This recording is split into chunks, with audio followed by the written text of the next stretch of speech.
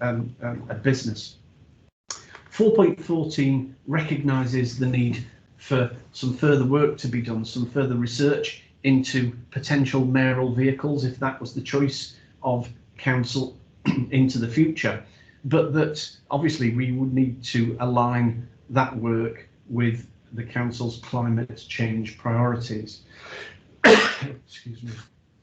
In 4.15 at the bottom of page 320, we see some other proposals. The working group considered the cessation of the at-home events that have been a feature of mayoral life over the period since 2009. The proposed cessation of the appointment of a chaplain and the requirement or the expectation of a civic service, and also prayers at council meetings, but instead, in the view of the working group, that there should be the opportunity for a reflective message of some kind at the beginning of council meetings. In 4.16, that's on the next page for 321, comment is made there about this long-held view that certainly has been around since I've been at Cheshire East, a long-held view that the mayor is the Queen's representative in the borough. And we've done quite a bit of work on this. Mr. Smith may comment later, but there is, as far as we can find, no legal authority which underpins that assumption that the Queen's representative in the borough is the mayor.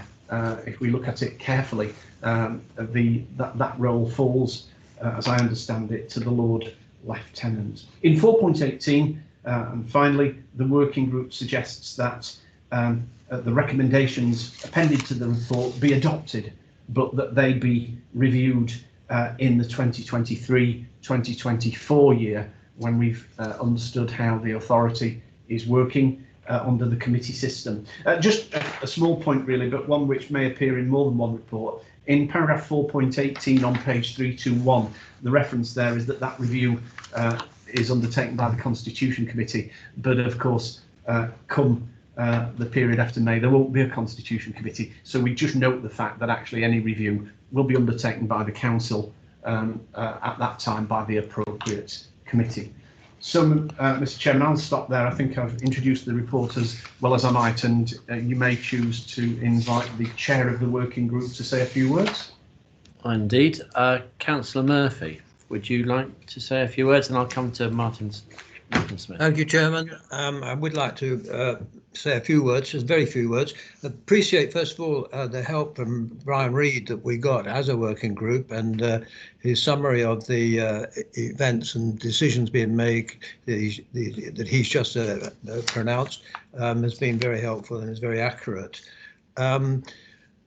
I also want to take the opportunity to thank him and the colleagues in the working group, because the fountain of knowledge and expertise in this, both for and against having a mayoralty, was a very helpful and productive discussion.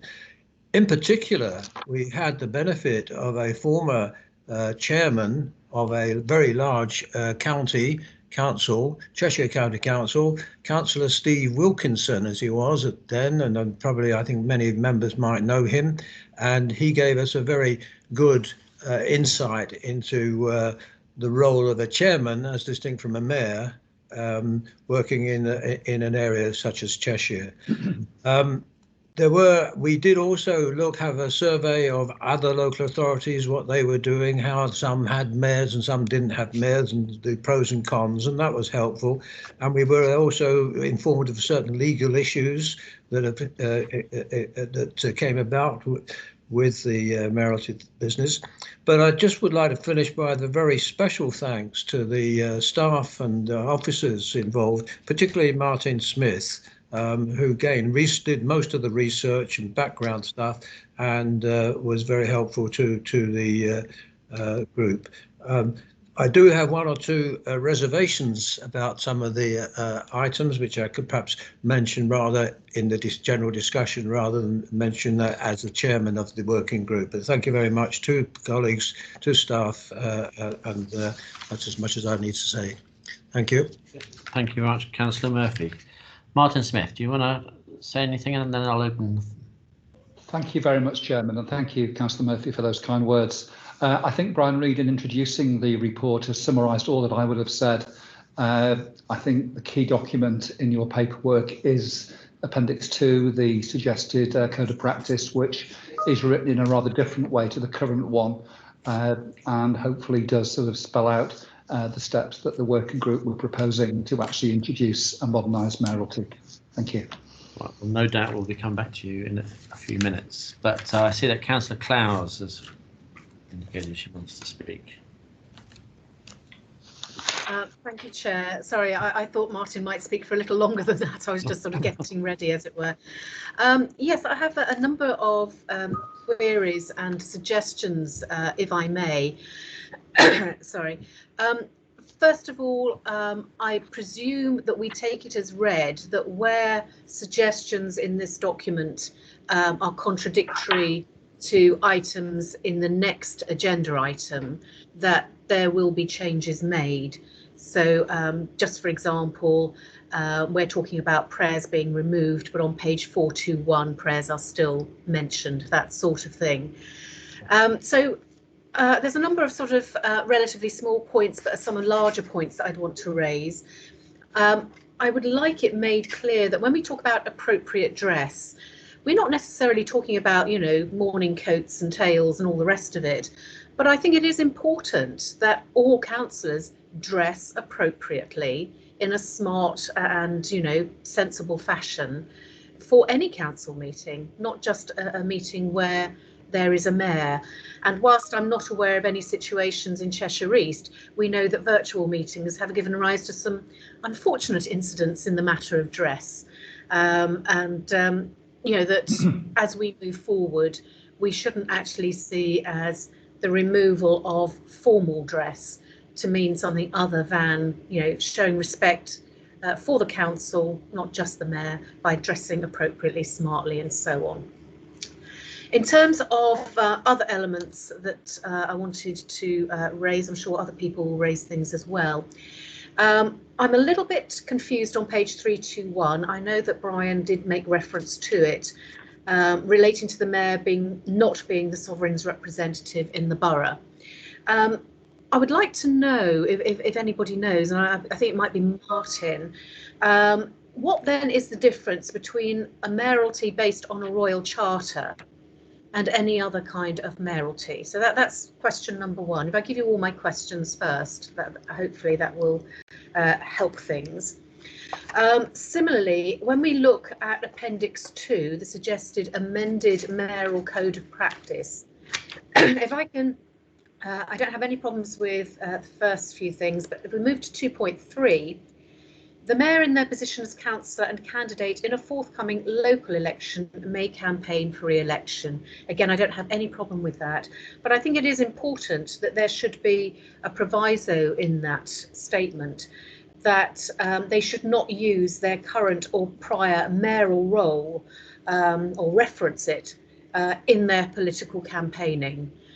We do know, for example, that it does happen in other boroughs, and I'm thinking particularly of when it was taken to task in terms of mayoral elections in London some time ago. So I think that's an important one. The other element, again, for clarity really, just over the page on page 326, 3.2, if either the mayor or deputy mayor are indisposed, it's that piece. The council will select a new mayor and or deputy mayor. Can I just ask what exactly is meant by that? Because it sounds as if you know, we would need to actually vote again as a full council for that. Would not, if it was the mayor, would not the deputy mayor take over? Or are we saying that actually no, we'd have to start again? So that's just clarification on that one, please. And then the big one for me is on page 327, number 7, where we've got 4 sub-paragraphs. I'm quite happy with 7.4, but in terms of 7.1, 2 and 3, I think we are making this far more complicated than it needs to be. I accept that town council mayors have an important role. But 7.1, for example, talks about an event hosted by a town council and attended by the town mayor and the borough mayor. It does seem a little bit bizarre, that one, because it sort of flies in the face of the rules of hospitality. If you are invited by someone where the host is the town council mayor, you know, the host doesn't then automatically put their guest to the back of the queue or somewhere down the queue. So I think that's just, it flies in the face of custom and practice and the rules of hospitality. Similarly, with number 3, a memorandum of understanding. I can see why we've said that, but why make it that complicated? I think you could actually subsume all 3 of those into a very simplistic or simpler version of 7.2. So when attending events alongside a town mayor, whether that's at the invitation of the town council or a third party, the mayors should, prior to the event, determine a memorandum of understanding, except where national procedures render this unacceptable. In that way, you know, people are basically talking to each other before the event. And if precedence is important, and I don't think it actually is, I think most people would actually walk alongside each other and be very pleased to be there. You know, and then cancel all the rest. The rest becomes unnecessary. And I would like to actually put that into an amendment of some kind in terms of the recommendations today, if we can find a seconder for it. So that's all my questions. Thank you. Okay, thank you very much. Martin, do you want to come back on those, or? Chairman, thank you very much. I think we have the monitoring officer with us at the moment, and I will defer to his legal knowledge. But just with a reference to the issue about the mayor being the sovereign's representative in the borough, in doing the research for this report and the work for the working group, I did actually find that reference not just in our code of conduct, but in that of a number of other local authorities. But we really can't find any legal basis for it. To the best of my knowledge, there is nothing in the wording of the Royal Charter that Cheshire East received back in 2009 that actually says that even though it's a Royal Charter, the mayor is the Queen's representative. And having sort of looked in the law books and looked in the reference books, we can find no reference to it. But I would defer to the monitoring officer's view as our legal advisor. I think the issue about paragraph 7.2, 3 and 4, I think the committee will just need to come to a view on that. There is certainly the feedback I've had informally, and I stress informally, from a number of our town councils, and I've been talking to officers, not members there, is that a form of words similar to that in paragraph 7.1 to 7.3 would be appreciated by them. But I was talking in very general terms with them. And I think probably the key thing for council to determine is whether or not it wishes to recognise formally the role of town councils and town mayors in its mayoral code of practice. The current code of practice makes no reference. So there is perhaps detail there that could be worked through. I'm sure in relation to the paragraph on mayor's campaigning, I'm sure if the committee wished that could be amended to reflect the point that Councillor Clowes raised. I hope that's picked up all the points that she raised. Oh, sorry. 3.2 on 3.2. Sorry, yes, there was the issue about the mayor being indisposed. My understanding is if the council were in a position where, for whatever reason, it had no mayor or deputy mayor, council would need to make a further appointment to that. But I think the intention would be if the mayor were indisposed or ill for a period of time, the deputy mayor would step up and undertake the role, not calling themselves mayor, but undertake the mayoral functions. this is just the long stop if there were a situation, and it's never happened in the 12 years of Cheshire East, and let's hope it never does, where for whatever reason the mayor and the deputy mayor were both indisposed for a protracted period of time. Okay. Thank you. May I come back, Chair? Yeah. Just for clarification. In relation to the point that I raised on page 321, I wasn't actually sort of questioning your findings or your research. I was just asking you, what is the difference then between a Royal Charter mayoralty and any other kind? Because we were always sort of given the impression that it was a great honour to have been offered a Royal Charter at the inception of Cheshire East Council. So I think it is important that we understand in which ways it is different, even if it's not in the ways perhaps we thought. And have we actually asked, whatever office within the, I don't know, you know far more than I do, but there must be an office within, the Royal Palace's Directorate or whatever it is, who deals with these matters, who perhaps could give clarity. Chairman, if I may, my understanding is it's the Privy Council office who deal with that. Again, my understanding, and I will be corrected by the monitoring officer if I'm wrong, my understanding is all borough councils who have a mayor have a Royal Charter. That is the process you go through to have a mayor. If you're not a borough council, you have a chairman rather than a mayor. Thank you. That's really helpful. Okay.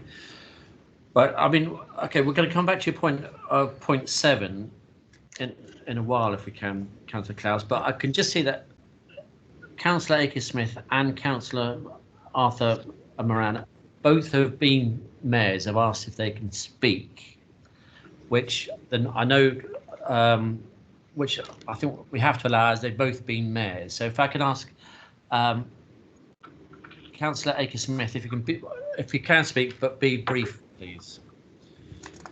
Yes, thanks, Chair. Thanks for letting me speak. It was my mayoral time in office, and it was just two things. It's a massive privilege to be the mayor of the borough and the town, and the profile of the mayor does help groups raise funds for their charities. So one of the questions was, could officers support the mayor in helping them organise charitable events in any way? And also, I think the view of having a non-religious service, I think that should be an option. So if somebody does want a religious service, then they should be allowed the option of that rather than taking it away completely, because the mayoralty and religion are linked. So to take it away completely seems too much of a division. And in light of our climate change ambitions, would you include an option for the mayor to attend local events in a bike taxi or bike rickshaw? We could get different people to take them, just local events, and promote our climate change ambitions, that not all cyclists wear Lycra or are screaming kids that take on BMX bikes. So could that be included as an option? Thank you. Okay, I think a mayor in Lycra is not an image I can see at the moment, or not to see.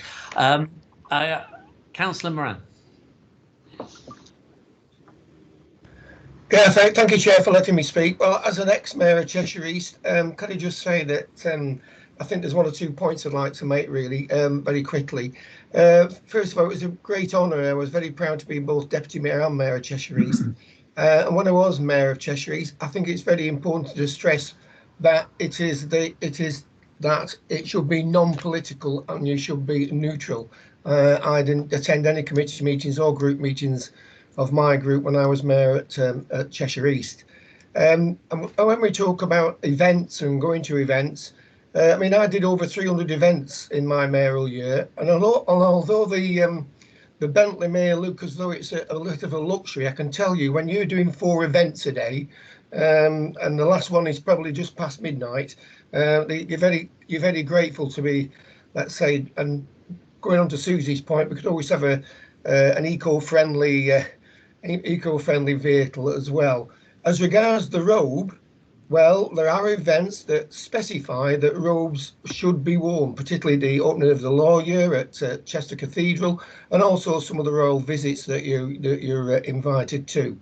And I never found any problem with the protocol between myself and town mayors. there was no doubt about it. If it was a town event or if a civic Sunday, etc., it was the town mayor that took the preference over me. And I made that particular point, even when we used to parade into church for a civic Sunday. It's the town event and it's the town's mayor, and the town takes preference on that. When it's Cheshire East event and it's in somebody's town, obviously we invite the town mayor along, because you're in their town or in their, not territory, but that's all the proper protocol to do. And then just to echo Susie's remarks about charity, remember that the mayors over the years that we've had have all raised good sums of money for very worthy charities. I was very fortunate to raise over £10,500 for two charities dear to my heart. One, Target Ovarian Cancer, and the other one, Leighton Hospital Prostate Support Group. So let's just remember that there's a lot of work that goes on, and Martin, as he knows, gave me a great help with my charity events when we put them on. Thank you. Thanks, Chair. Okay, thank you, Councillor Moran. I think Mr. Reid's going to come back on a few of those points. Thank you, Chair. So a couple of really good points have been made, Chair, in terms of Councillor Clowes and perhaps a remodelling of those points that she referred to. I think was it paragraph 7 of the report.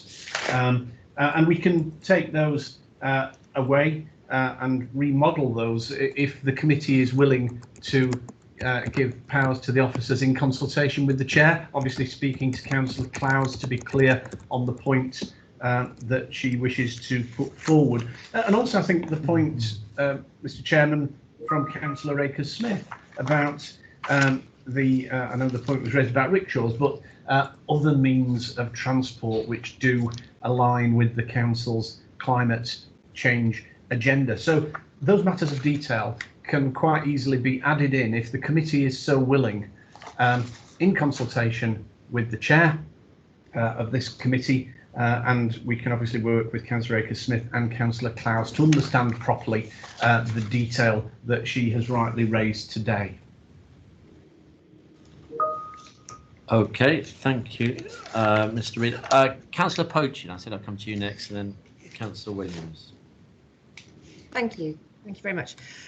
As the current mayor-elect, I would just like to offer my overall support to the recommendations before the committee today, and those recommendations contained within Appendix 2. I thought the report was very, very clear, and I particularly welcome the very useful list of the differences at the end of the report between the proposed system and what happens now. I thought that was really helpful.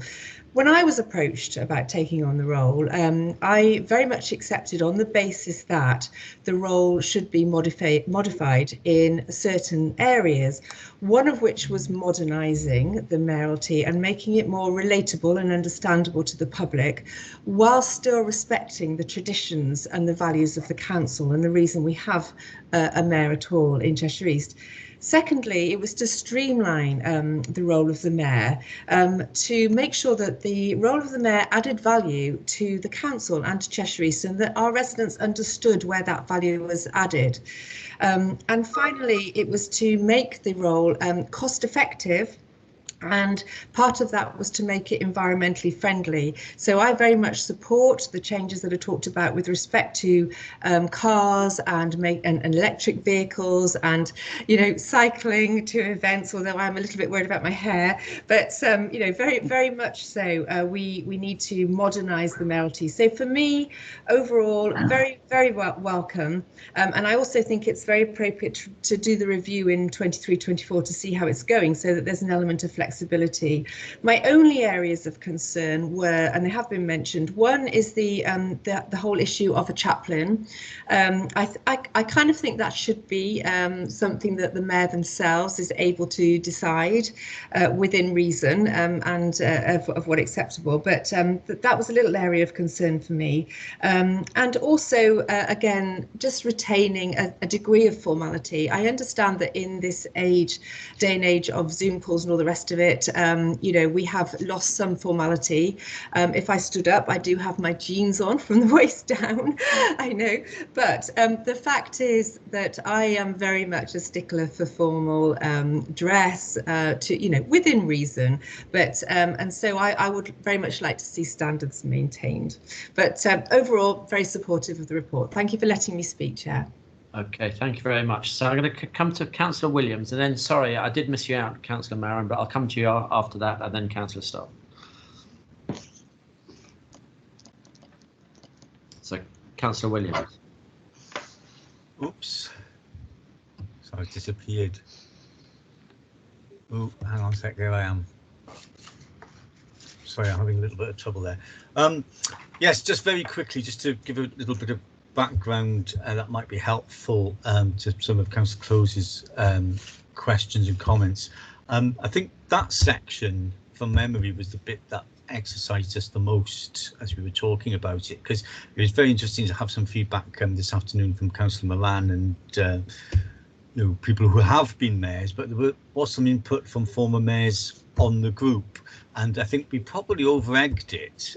We were sort of, it was a bit belt and braces, but we wanted to spell out some of those issues in detail, because there were instances that we were presented with where, you know, people did talk about misunderstandings and people being unclear as to who took precedence at what ceremony and that sort of thing. So if anything, we may have gone overboard a little bit with that, and I'm not against what Councillor Clowes has suggested as condensing it, but I just think it is important for us to realise that it was an area that we discussed in great detail, precisely because we had been presented with instances where things had gone wrong and been rather embarrassing for all parties concerned. So that was just a little bit of context on that, but I would be happy if the rest of the committee are, with the amending that in some way, as Councillor Clowes has suggested. Thank you. Okay, thank you, Councillor Williams. So, Councillor Marin.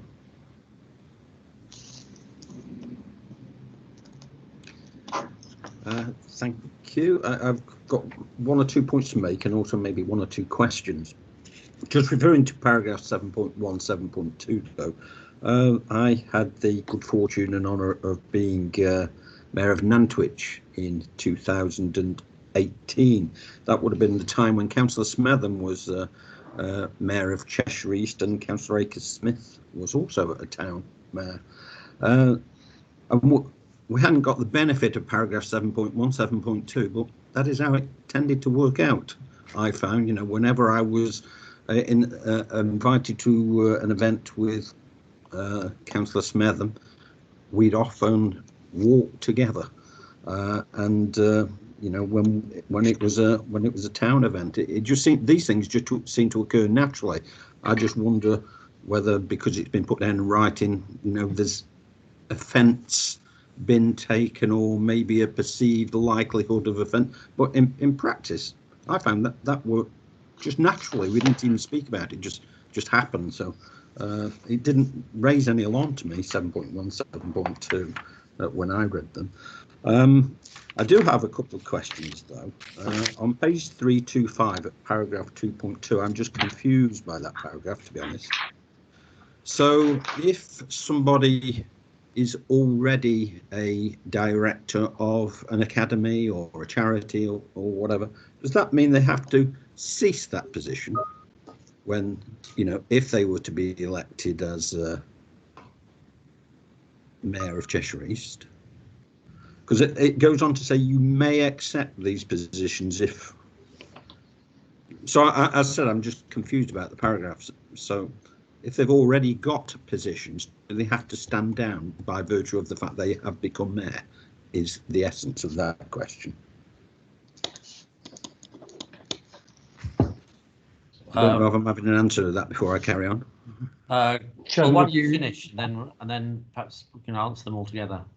Okay, well, if the answer was that was the case, I was going to suggest that that paragraph was deleted from the code. Mm-hmm. But if it's not the case, I won't.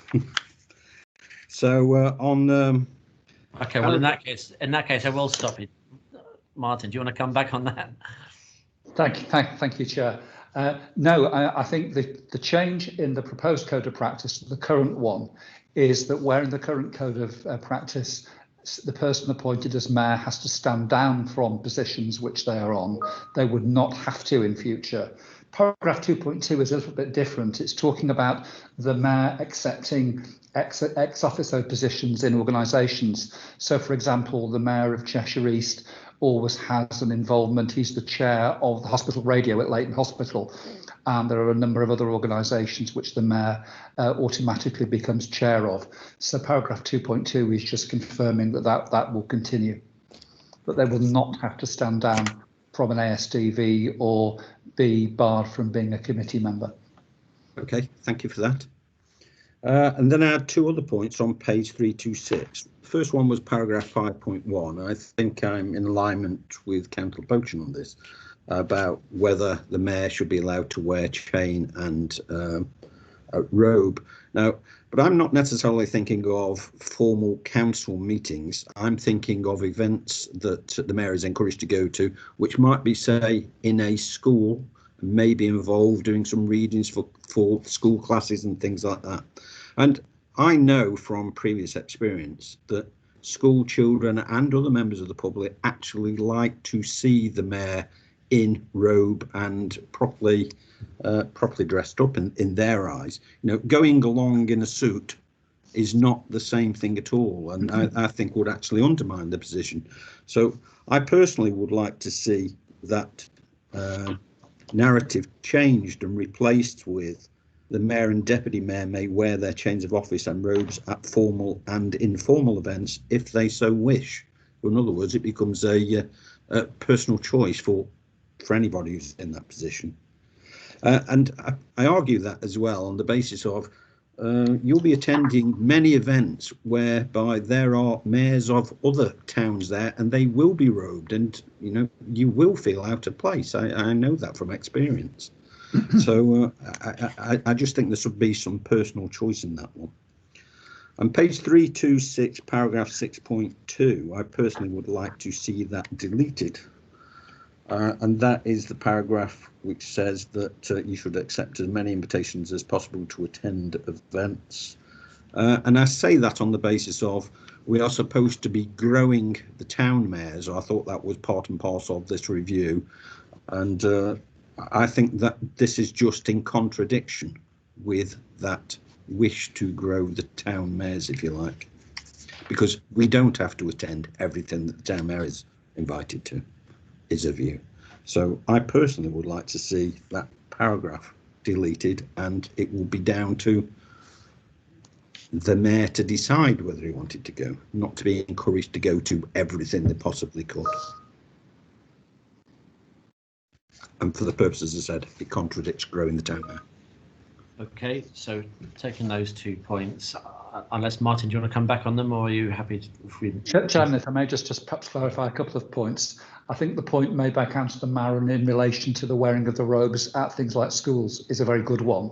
And certainly a number of past mayors have spent a lot of time actually visiting Cheshire East schools. And I know school children, especially those at primary schools, really enjoy the mayor going in their robes and seeing the mason, whatever. I think the intention of that paragraph was to introduce a greater degree of flexibility. So if the committee so wished, I'm sure we could amend that paragraph to reflect that. In relation to paragraph 6.2, the wording is essentially carried forward from the current code of practice.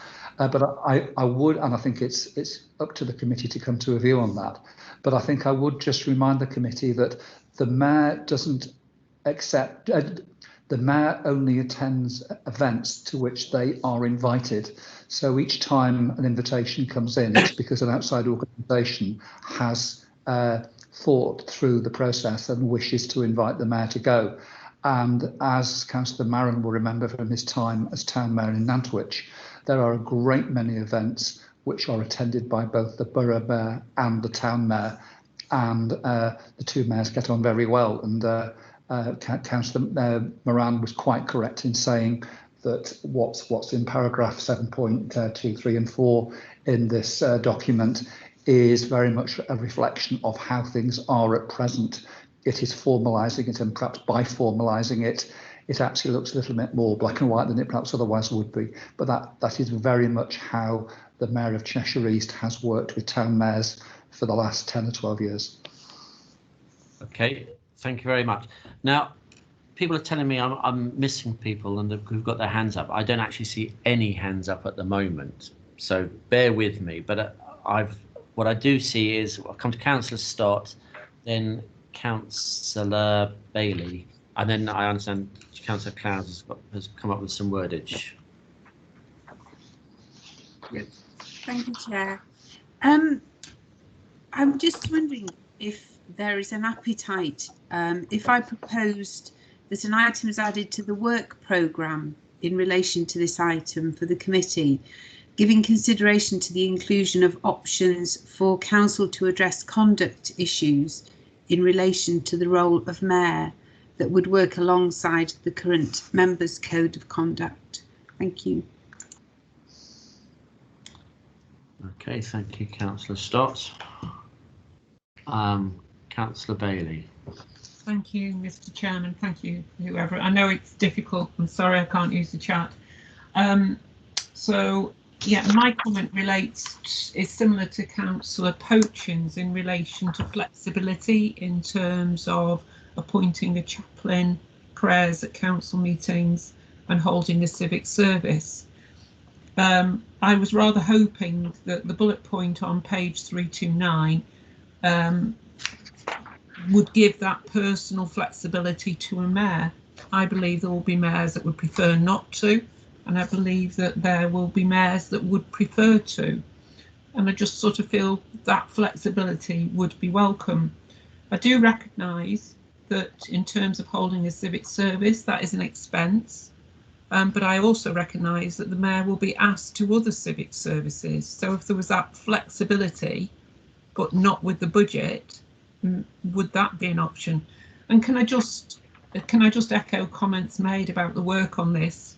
It's a very sensitive subject, so I would want to echo the comments about everyone's work on this. Thank you. Okay, thank you, Councillor Bailey. Now, Councillor Clowes, you've come up with a form of wordage for section 7. Yes, well, if you recall, I've already given potential wordage for 2.3, which was the inclusion of an additional sentence, but should not reference their current or prior mayoral role for political campaigning. Mm-hmm.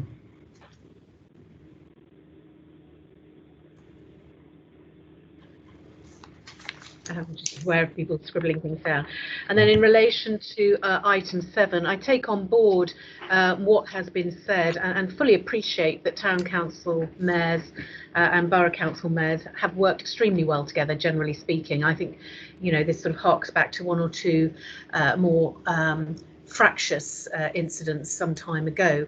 But I think, you know, we could get over, if you like, the bureaucracy of that paragraph simply by saying 7.1, when attending events either hosted by a Cheshire East Town Council or at the invitation of a third party, the relevant mayors will enjoy equal status unless national procedures render this impossible. For example, a royal visit where a strict national protocol always applies. And I think that sort of sums up the spirit of those paragraphs, and I think, you know, we can trust our mayors either in town councils or in borough councils to have sensible conversations. And then 7.2 would be as 7.4. So 7.3 is completely gone. 7.1, 2 and 3 become, if you like, the equivalent of my new 7.1, and then 7.2 is effectively 7.4. Yeah. Okay, so that's quite a major change of that particular. So are we best off taking that section first and seeing if there's any appetite for that, and then dealing with all the other minor ones later on? So does anyone, so obviously, Councillor Clowes, you're proposing that. Yeah. Is anybody going to second that? Or? I think quite a long way back, Councillor Edgar did. Yep. So and you've got Councillor Brotherton seconding that as well. So I think verbalise it, because we've been told that before. So just reminding you. Yep. So Councillor Edgar, you better verbalise that then, please. Yeah, happy to second, Chair. Thank you. Okay. So does anybody want to go through the wordage again, just for clarity? Yeah, can do. When attending events, either hosted by a Cheshire East Town Council or at the invitation of a third party, the relevant mayors will enjoy equal status unless national procedures render this impossible. An example would be a royal visit where a strict national protocol always applies. That becomes 7.1, and then 7.2 becomes what is currently 7.4. The Lord Lieutenant for Cheshire, as the Sovereign's representative in the county, always takes precedent over the Mayor. Okay. So do I need to go to a vote on this, or can we just take a sense of, is anybody against that? Oh, okay, Councillor Bailey, sorry, you've raised your hand again. Sorry. Sorry, it's a legacy one. Right, okie doke. So can I just take a kind of sense of the committee on that one? Is anybody against that change? In point 7. So nobody seems to be against that, so we'll take that as a change. Now there are quite a few other smaller ones, and I might not be going in order here, and I might miss some out. But so it's 2.3. The mayor in the position as councillor in the forthcoming election may campaign for re-election, but not for political campaigning. Is anybody against that? What does that actually mean? I mean, you would be able in any election material to make reference to the fact you were mayor once, if you wish to do so. That is a fact. So I suppose you can't be having an election leaflet in you where you're dressed in your mayoral robes. That'd be fair enough. Yeah. I understand that point, but you know, to say 2 years ago I was mayor or last year I was mayor, it's like that can't be against the rules, because as I said, one is a fact. I took it to read as that you can't knock on somebody's door and you've got all your regalia on and your robes yes, on. That sort of thing. Yeah. Yeah. So so Councillor Murphy.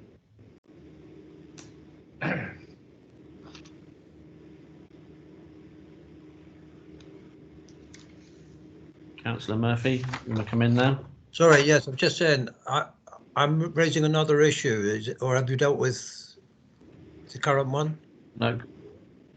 I'll tell you, if you hang on a second, then let's go through all these other ones. So nobody's got any issues about 2.3, so we can change that. Then 5.1 on page 326. Let's change it at formal or informal events. Has anybody got any issues about changing that? No. Sorry, what page is that? What page are you on? You've lost me. Sorry, on page 326, and it's 5.1. This was the issue, Chair, whereby I think Martin made reference to the fact many mayors have gone into schools, and the fact children like to see people in robes, and lots of adults also like to see people in robes. So I was talking of those events whereby it should be down to the mayor to be able to decide whether it's applicable or not. It'd be ridiculous just to be going in. You wouldn't get invited again for a start. They don't want to see the person inside the suit. They want to see the robe. Yeah. So it's just a little bit more a clarification on that. Chairman, if the committee are happy, I can go away and just draft some words which would deliver that intention. Okay, I don't think anybody's against that.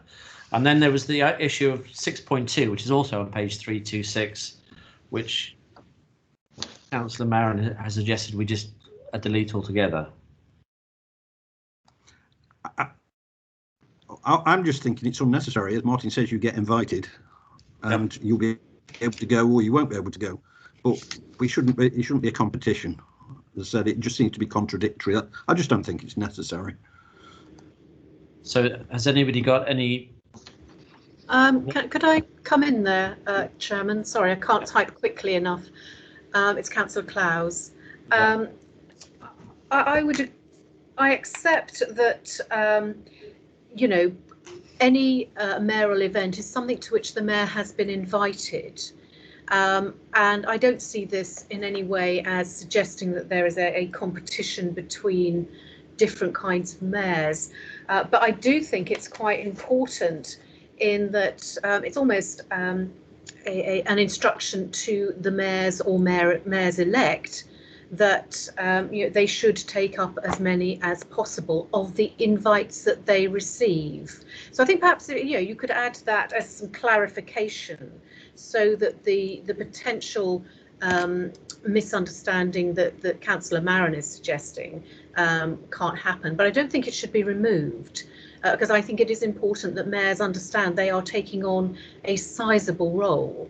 And that does mean that they need to take on as many of those invitations that they receive as possible. So I don't know if perhaps Martin could think of just a slight reforming of that sentence to if you like, just shift the emphasis slightly. So it becomes an instruction for mayors and future mayors rather than any kind of point of contention between borough mayor and town council mayors. Right. Okay, I think Mr. Reid wants to come in on that point. Thank you, Chair. Well, it was just a general point, really. I'm conscious that the working group has done quite a lot of work in working up the detail of this, and I think we've got a very good sense by now of the direction that the meeting wishes to go in. If the committee was minded to allow this to happen, I think it would perhaps be a good approach for the committee to vote on the substantive matter, which is in the recommendations, but then giving that delegation that I mentioned at the beginning to cover these points that have been mentioned during the debate under delegated powers in consultation with the chairman of the committee, and of course copying to all members the final proposal that is arrived at that will go before council. If that was an appropriate way forward, I'm just conscious you've got lots on your agenda and we've been going an hour just on this item alone, Chair. Okay. So would anybody have any objections to that? I think that's an entirely sensible course of action to delegate any small redrafting, rather in the same way as planning committees sometimes invariably have a kind of footnote, a rider that delegates to the relevant senior officer in consultation with the chair and or vice chair. They're entitled to make slight changes to the wording, provided it's in line with the general view of the meeting, the general thrust of the committee's deliberations. That makes sense in this case, I would say. I'd only suggest actually to the mover of the proposition, which was Councillor Clowes, that point 7 of the recommendation needs to be slightly changed, and that's on page 318. That the reword should say the council review the arrangements for the mayoralty, etc. Because obviously the Constitution Committee, we shall no longer be present. Yep. Well, not as a committee anyway. Right. Thank you, Chair. Okay, so is anybody objecting to that then? So we're going to delegate that part to your officers. Chair. Although I can also see. Hold on a second. Sorry, I've got my hand up now. Yeah, I know, but I've got Councillor Murphy coming in before you. Well, I tell you, Councillor That's fine. Bates, I thought you were moving. I this. thought you were moving to accept that. No. But Councillor Murphy wanted to come up. You had a separate issue. Good night. So is it my turn to speak now? Yeah. Go on. Right, thank you very much. It's page 329. It's this business of the mayor being a member of council committees and ASDV. I think that is wrong. There's no, the mayor should have a busy life being the mayor. A successful mayoralty would do its fundraising and communication with the communities and so on. And if it takes a position on a council committee or the ASDV that's controversial, it cannot help but sort of mar the mayor's position. It'd be far better for the mayor not to be on it for 1 year. He doesn't serve on a committee. I don't think it's a great sacrifice. There is also this issue of him attending group meetings of their own, if he's in a political party. Well, presumably that's a private matter. He goes to that group meeting, nobody necessarily knows about it. But being a member of a council committee or the ASDV is a different thing altogether. And I would like to see that reversed. That removal of those positions should be reversed. Thank you. Okay, so is that an amendment? That's an amendment you want to make then, presumably. Okay, Councillor Bailey. Thank you, Mr. Chairman. Right. Yeah, I would urge that we continue. Much work has been put into this document in advance of today's meeting, and whilst I welcome, recognise Mr. Reid is trying to assist here, I actually think we're nearly there, listening unusually to the amendments come forward. Also, a number of councillors who don't serve on this committee have afforded time today to join it, and the sun's shining here actually beautifully, and I would love to be out there. But, we are committed to this day. We've waited a long time for this day. We are committed to this day of decision making, and I really believe we should see it through. Really appreciate the professional advice, but the final policy setting actually lies with members, and it's important that as we strive for openness and transparency, that we actually do that. I'm sure we won't be much longer on this, Mr. Chairman. Right. Okay. So who can we take a sense of who wants to carry on and complete and finish this off now? How would you like us to go? I don't know. Just take a sense of the meeting. I don't want to kind of go through the whole process of voting. So, I might be having problems here. I've got Councillor Clouse saying carry on. Obviously, Councillor Bailey saying carry on. Councillor Edgar, and nobody else. So nobody else is saying they should carry on. So on that note, can I say nothing? Can I just say, Chair, that there are two different sorts of amendments at the moment. The Councillor Bailey was right. I think that we'd almost finished, and there was general consensus. However, I'm not convinced there will be general consensus for Councillor Murphy's amendment. So that couldn't be resolved by Martin going away doing a rewrite. Right. But Councillor Clouse's amendment has been agreed, hasn't it? So that's not been voted. I thought it was a census of the meeting. Yeah.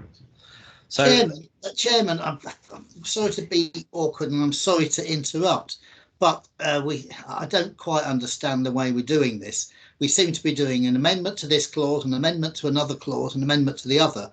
This is a committee, and the only proposition I've heard is from Councillor Clowes, which is it says an amendment. We had this earlier on. She's basically, I think, proposing the recommendations subject to some alterations. I obviously don't know myself what further alterations are suggested, apart from the one that I've mentioned earlier on, and which I invite the mover of the proposition to accept. So that if you like, Councillor Clowes' proposal is the first recommendation, and I suspect that Councillor Murphy's intervention is actually the amendment. And my comments about the technicality of the wording, that's just an observation which could be taken on board. I hope that's helpful, but I'm sure Mr. Reid or Mr. Smith or Mr. Brown or someone will clarify the procedural side. Right.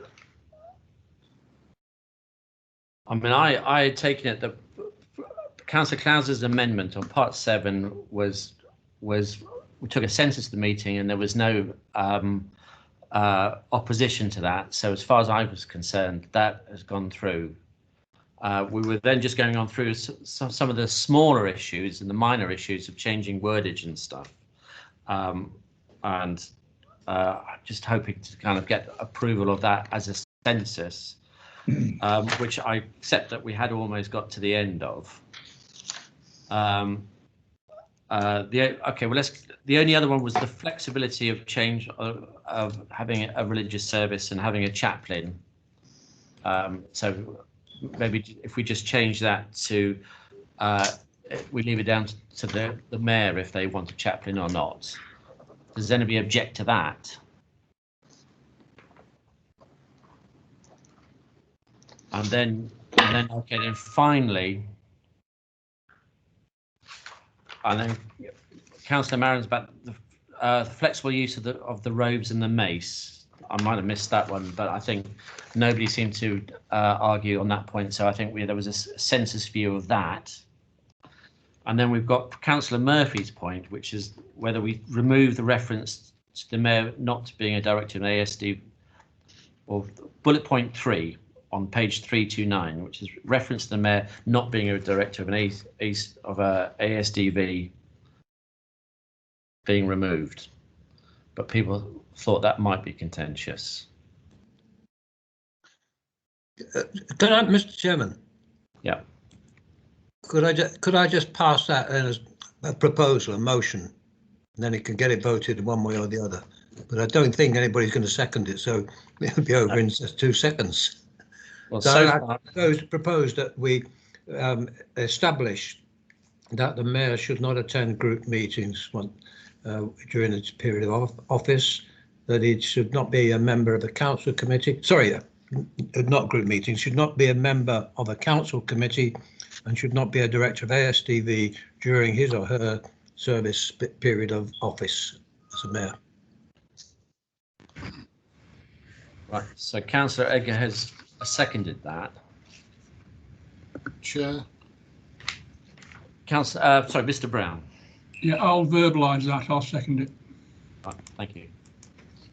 Thank you, Chair. The issue we have is I make no observation on the ASDV point.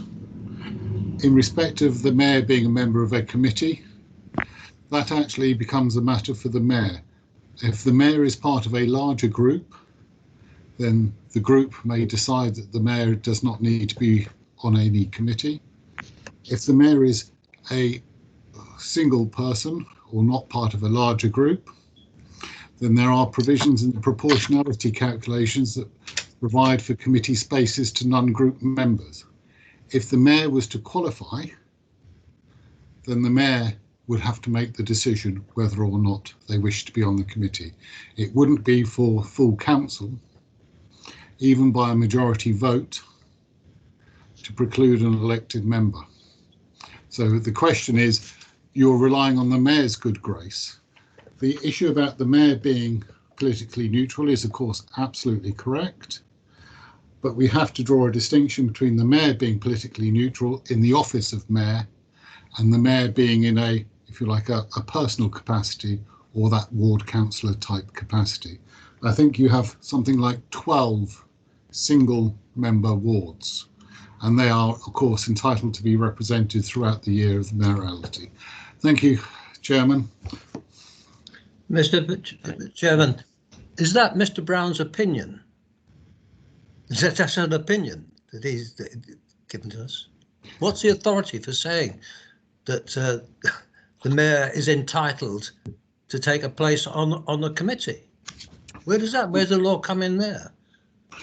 That's by way of an amendment to section 16 by virtue of the Local Government (brackets committees and political groups) (brackets regulations 1990), which amends regulation, which is regulation 16.3, which amends section 16 of the legislation, inserting paragraph 2A.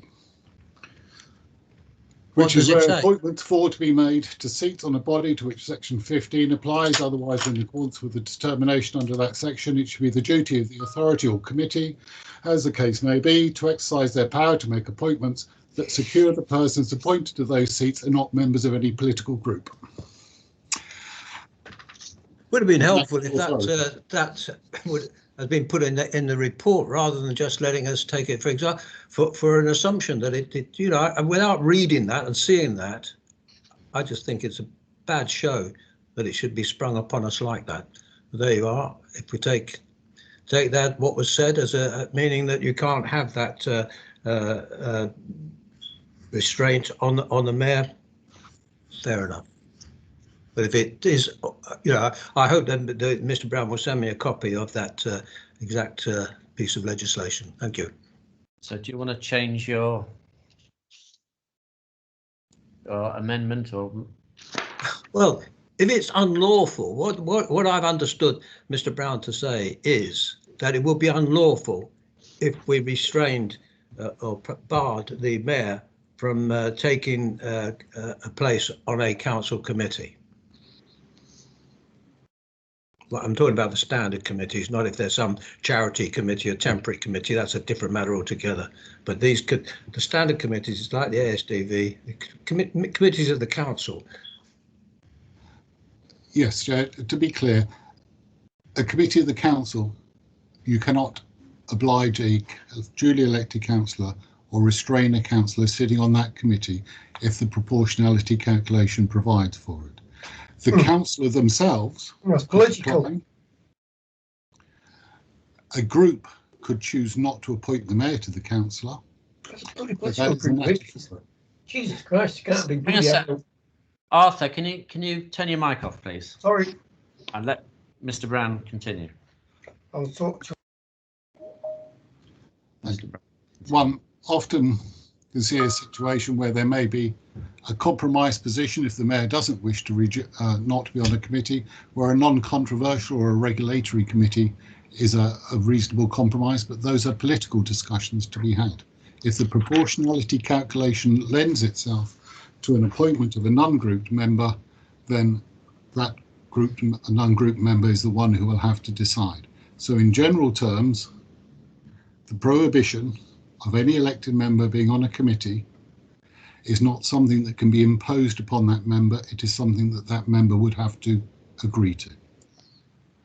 I just find it extraordinary restraint on a local council, but there you are, if that's what the law says. But I just appreciate the reassurance of seeing the actual text that makes that prescription. I asked for it, I expect it. I'm just a bit surprised that as you're chair of the working group that you're asking these questions now, but I mean... Well, there's another story to that, Mr. Chairman, but... okay, well, let's not go into it. Let's kind of try and move on here. So do you still want to make some of those changes, or? Well, I am proposing it. No. If I'm being told it's would be unlawful to have that, then there's no point in pursuing it. So in that case, we'll put that all to one side then. So everything we've done so far, changes 7.7 and all the other minor amendments. Should we vote on that? So should we actually? We probably need to take a vote on this now. So I've got my hand up. Sorry to interrupt. Oh, sorry, I'm not seeing hands at the moment. No, it's okay. Don't worry. It's okay. Yeah. My concern is on the point about the prayers and things at meetings. Now, for those of us who have no faith at all and have no interest in it, I have actually sat through prayers before at Sandbach Town Hall rather than stand up. The main point there is that you can't get out of the seating arrangement and wait out in the foyer and then come back in because it's so cramped. So I think in the wording, Martin, when you're having a look at that, if you could make a point that there has to be some form of dispensation for those of us who do not want to take part in prayers, if a mayor chooses to have a chaplain, then there has to be some dispensation for members who don't get involved, so to speak, in some way. And obviously the seating arrangements at the town hall don't actually help those of us who don't want to be in there. Thank you, Chair. I mean, personally, I'm not somebody of faith, but I'll just go with the flow. I would have gone without a chaplain, but if people want chaplains, then I would say it's up to the mayor, but there we go. So Councillor Edgo wants to speak. Yeah, I'm in agreement with Councillor Murphy. And obviously, if it's seen to be unlawful, then it's going to be unlawful. But I would certainly like to have them taken off the majority of politically arranged committees, and certainly off ASDVs. The person is not being forced into being the mayor.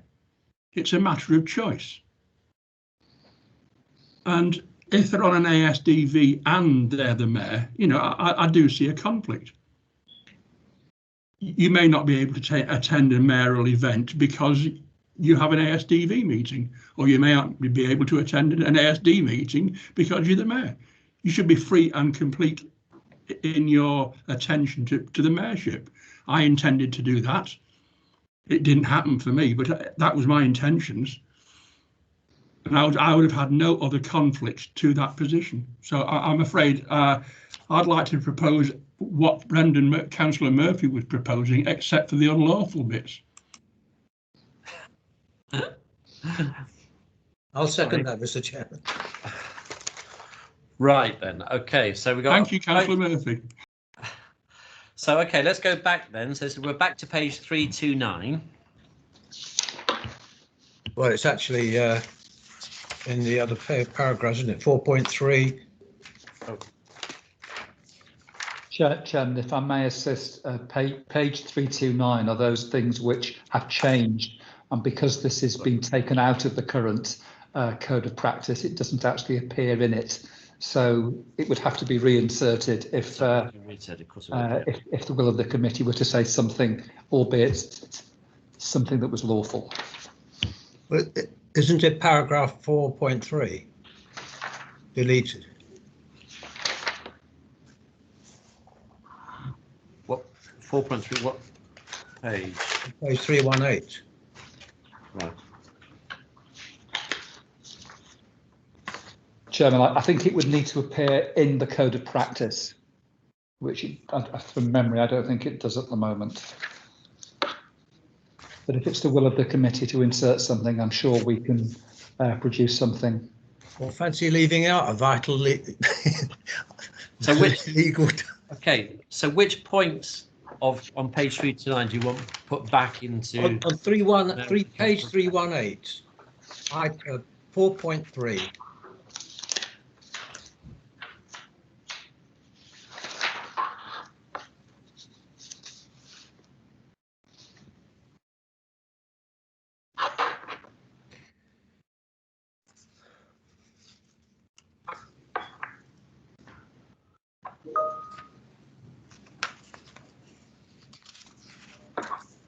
Well, perhaps it's not in the current code of practice, so there's no problem then.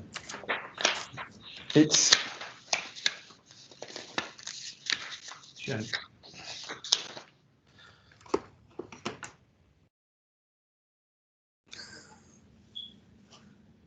To help us all. I think I've heard that particular amendment had been formally withdrawn, Chair. I think there is some danger here in me getting awfully confused if I'm not careful. And I think it's really important that the meeting is clear upon what it is seeking to recommend to council. I think that the meeting agreed, you took a sense, Mr. Chairman, of the meeting with regards to those. I think it was a proposal by Councillor Clowes, the recommendations to adopt the new code of practice subject to the explained change at 2.3 and the carefully reworded piece around paragraph 7 that Councillor Clowes read out. And I think that a sense of the meeting was taken to accept all of that, and somebody will no doubt and should step in and correct me if I'm wrong on that. What we have then had is a further series of what I might call, and I'm not wishing to diminish the importance of them, but more minor points of wording, which I think between myself and Martin we have made a note of, which with that suggested delegation to officers in consultation with the chair, copying the product around to all committee members afterwards, we can mop up in an acceptable form of words. But I think, you know, we're now nearly an hour and a half into this first item of the afternoon with major issues still to deal with. I think if the committee was prepared to accept that delegation for what I've described as the more minor points, that would be, certainly from the officer perspective, an appropriate way of dealing with the remainder of issues. But it is the committee's decision that is important. Okay, thank you. So, Councillor Murphy, as chair of the working group, what do you, are you happy to go with what's? I'm not quite sure what the proposition now is. I just think that I'll put it very simply, that if the mayor is sitting on a committee on which there's a major scandal or a very highly political contest about it, and a lot of people against it and people in favour of it, and the mayor sitting on that committee and voting for it, or indeed voting against it, it demeans the role of the mayor. It makes the mayoralty political, party political, or even just ordinarily political. If a decision that's made so controversial that it upsets a lot of people and the mayor is known to have voted for it, that's not going to help the idea of having a mayoralty. And you might well get people saying at that time we got rid of the mayoralty, and I'm not in favour of that. So I'd like to preserve the sanctity of the mayoralty insofar as it has a sanctity. Why not? What's lost? As just been said, you know, the mayor shouldn't have time to be sitting on committees and putting those committees, which has priority, the role of the committee, his role on the committee, or his or her work as a mayor or mayoress. So and after I'm saying anything more, I've said my, and that's the finish. Okay, well, there is no motion on the table. Put it to the vote. Well, there is no motion or amendment put at the moment, is there? Because well, I thought Steve Edgar. But you haven't actually said what it is. So why was it to delete that reference? I mean, it's on page 320. It's quite specific. On the other pages, it's a bit vague. It's not so specific, in my opinion. And I think those code of practice should not contain the right, or should not. The mayor should not be a member. The elected mayor should not be a member of a council committee or of the ASDV. Full stop. That should be part of the code, or you know, behaviour or whatever ruling we put to it. That's the mayoralty shouldn't be. I will second Councillor Murphy's proposal on that. Right. So now you're seconding something. No. I'll propose it if it's what's on page 3. That's what get moved on. I guess one at a time. We're raising an issue here and agreeing, and we would like it moving on, please. Right, but so, okay, who's proposing, and then make it clear what. So say it is what, so we can write it down. Councillor Murphy, you propose. I propose that the mayor should not be a member of a council committee or a director of the ASDV. I'll second that. Sorry, during their period of office as mayor, not forever after.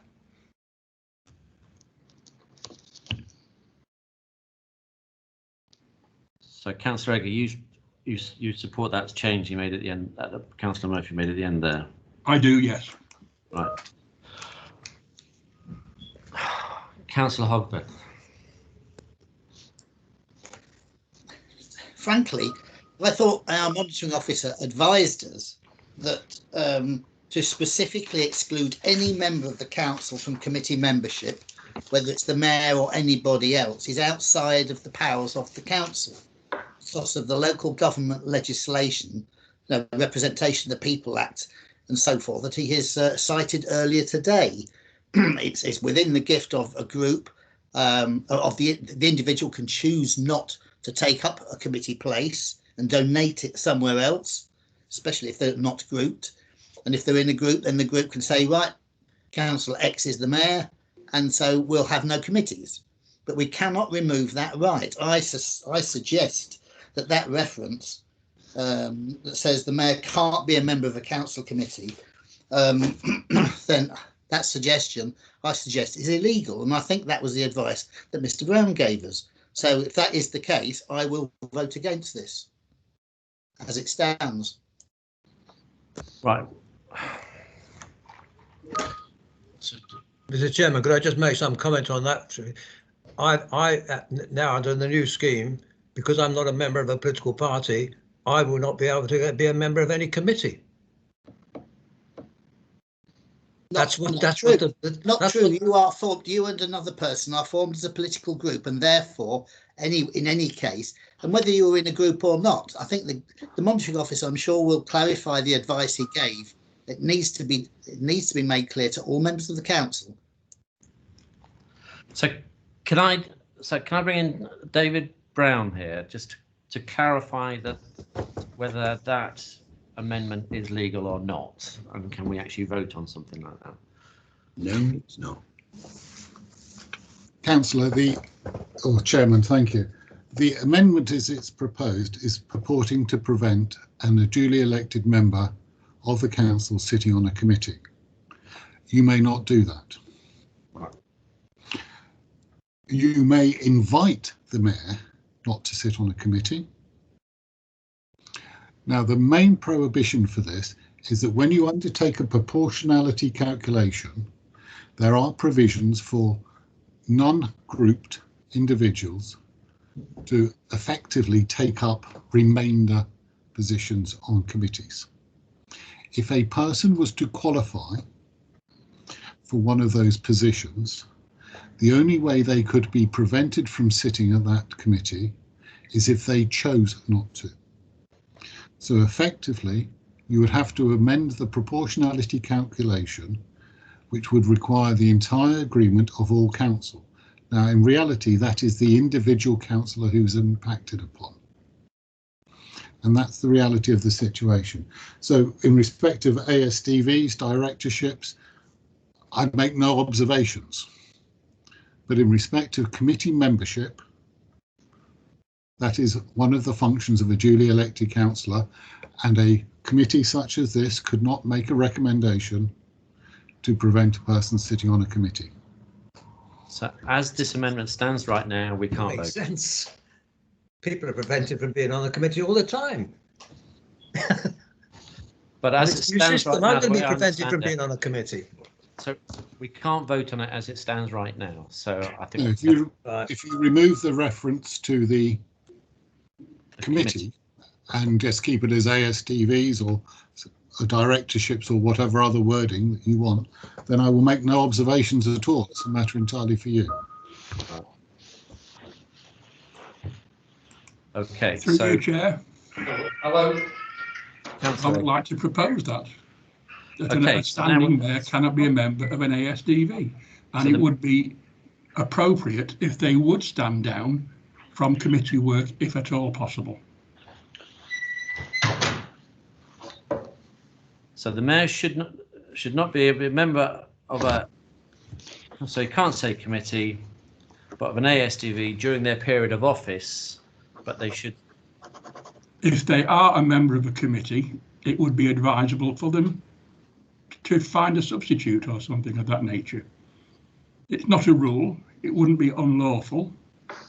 Can you put something like that into a constitution, because it's not an actual rule, is it? It's advisory. That's just. So can you include that? It could be an advisory. Right. Okay. So now you're proposing that. I am, yes. So is anybody going to second that?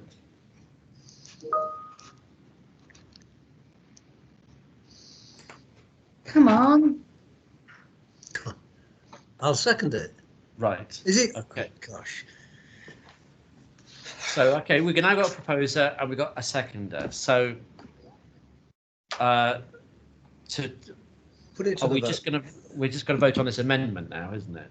So, can people vote on the amendment for me? So, this is just the mayor should not be a member of the ASDV during the period of office, but if they are, they should.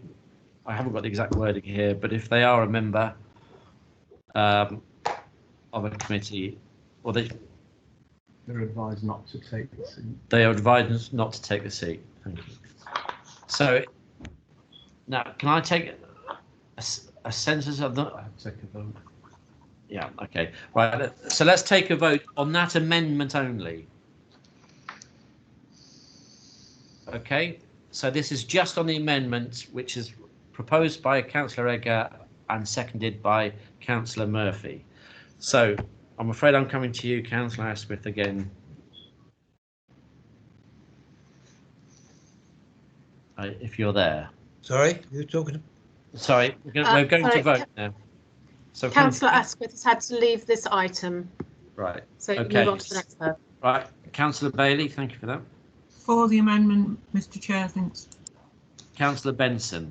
For the amendment, thank you. Councillor Bradderton. Not voting. Councillor Clowes.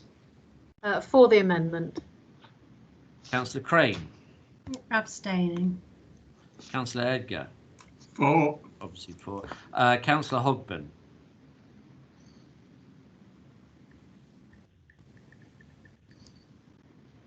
Not voting. Councillor Marin. As it makes reference, as it contradicts what the monitoring officer has said, I object. So you're against. Okay, Councillor Martin. For. Okay, I'm. Then it's me. I'm against. Councillor Stott. Against. Councillor Williams. I'm torn on this one, but I will take the advice of the monitoring officer and be against. Okay. So that's 5 for, 4 against, and 3. So don't I have a vote? Sorry? Did you call my name? Yeah, and you voted for it. Right, thank you. Yeah, so that's carried. So, okay, so now, so that amendment is now in. Well, it is now. It's the what the word is. Part of the substantive. It's part of the substantive. So now we've got to vote. Is that right on the whole item? Well, Chair, I think just trying to see some progress here. I didn't hear anyone object, Mr. Chairman, to what I said at the beginning of just before that vote, which was I believe that Councillor Clowes proposed as a substantive proposal that the Mayoralty Code of Practice be adopted with the changes to those 2 paragraphs. I think it was 2.3, looking at my other note, and paragraph 7, as she quite carefully explained, and you took a sense of the meeting, so that was accepted. What we've since seen is an additional matter that has been agreed just now by the committee relating to ASDVs, etc. So we can build that in. What that therefore leaves is a number of what I called minor issues, which, if I understood the sense of the meeting myself, I think the committee might be prepared to allow the officers to go away with the delegated powers to tidy those matters up, to agree them and consult yourself on that content, and then to copy them to all committee members. So I think that's where we're at, Mr. Chairman, and forgive me if it's a clumsy way of handling it, but I think it might just secure some progress. I would agree with that, Mr. Chairman.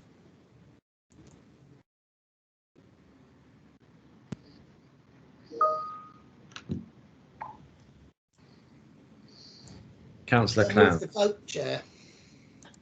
I'm happy to go to the vote on the alterations that I made to the substantive motion with those additions that Councillor Reid, that Mr. Reid has made. I think that reflects that what we've achieved over the course of this part of the meeting. Thank you. And Councillor Murphy. Thank you. Your hand is up. Sorry, I beg your pardon. It shouldn't be. Legacy hand. Okay, so if we go to the vote of the whole item now, of item 8, with the changes that have been made. So presumably Councillor Asquith is still not here. So we'll go on to Councillor Bailey. Mr. Chairman, I think Councillor Marin is questioning why we're voting again. This is for all the changes that have been. I'm just asking why we're voting again on the basis of we've just taken a vote. We took a vote on the amendments that Councillor Edgar brought in. Yeah, but that's been voted. It's been voted through on a 5-4 basis. Substantive motion, David. This is the substantive motion. Oh, sorry. I just vote against again, do I? No one can tell you how to vote. Yeah. So with all the changes being made, so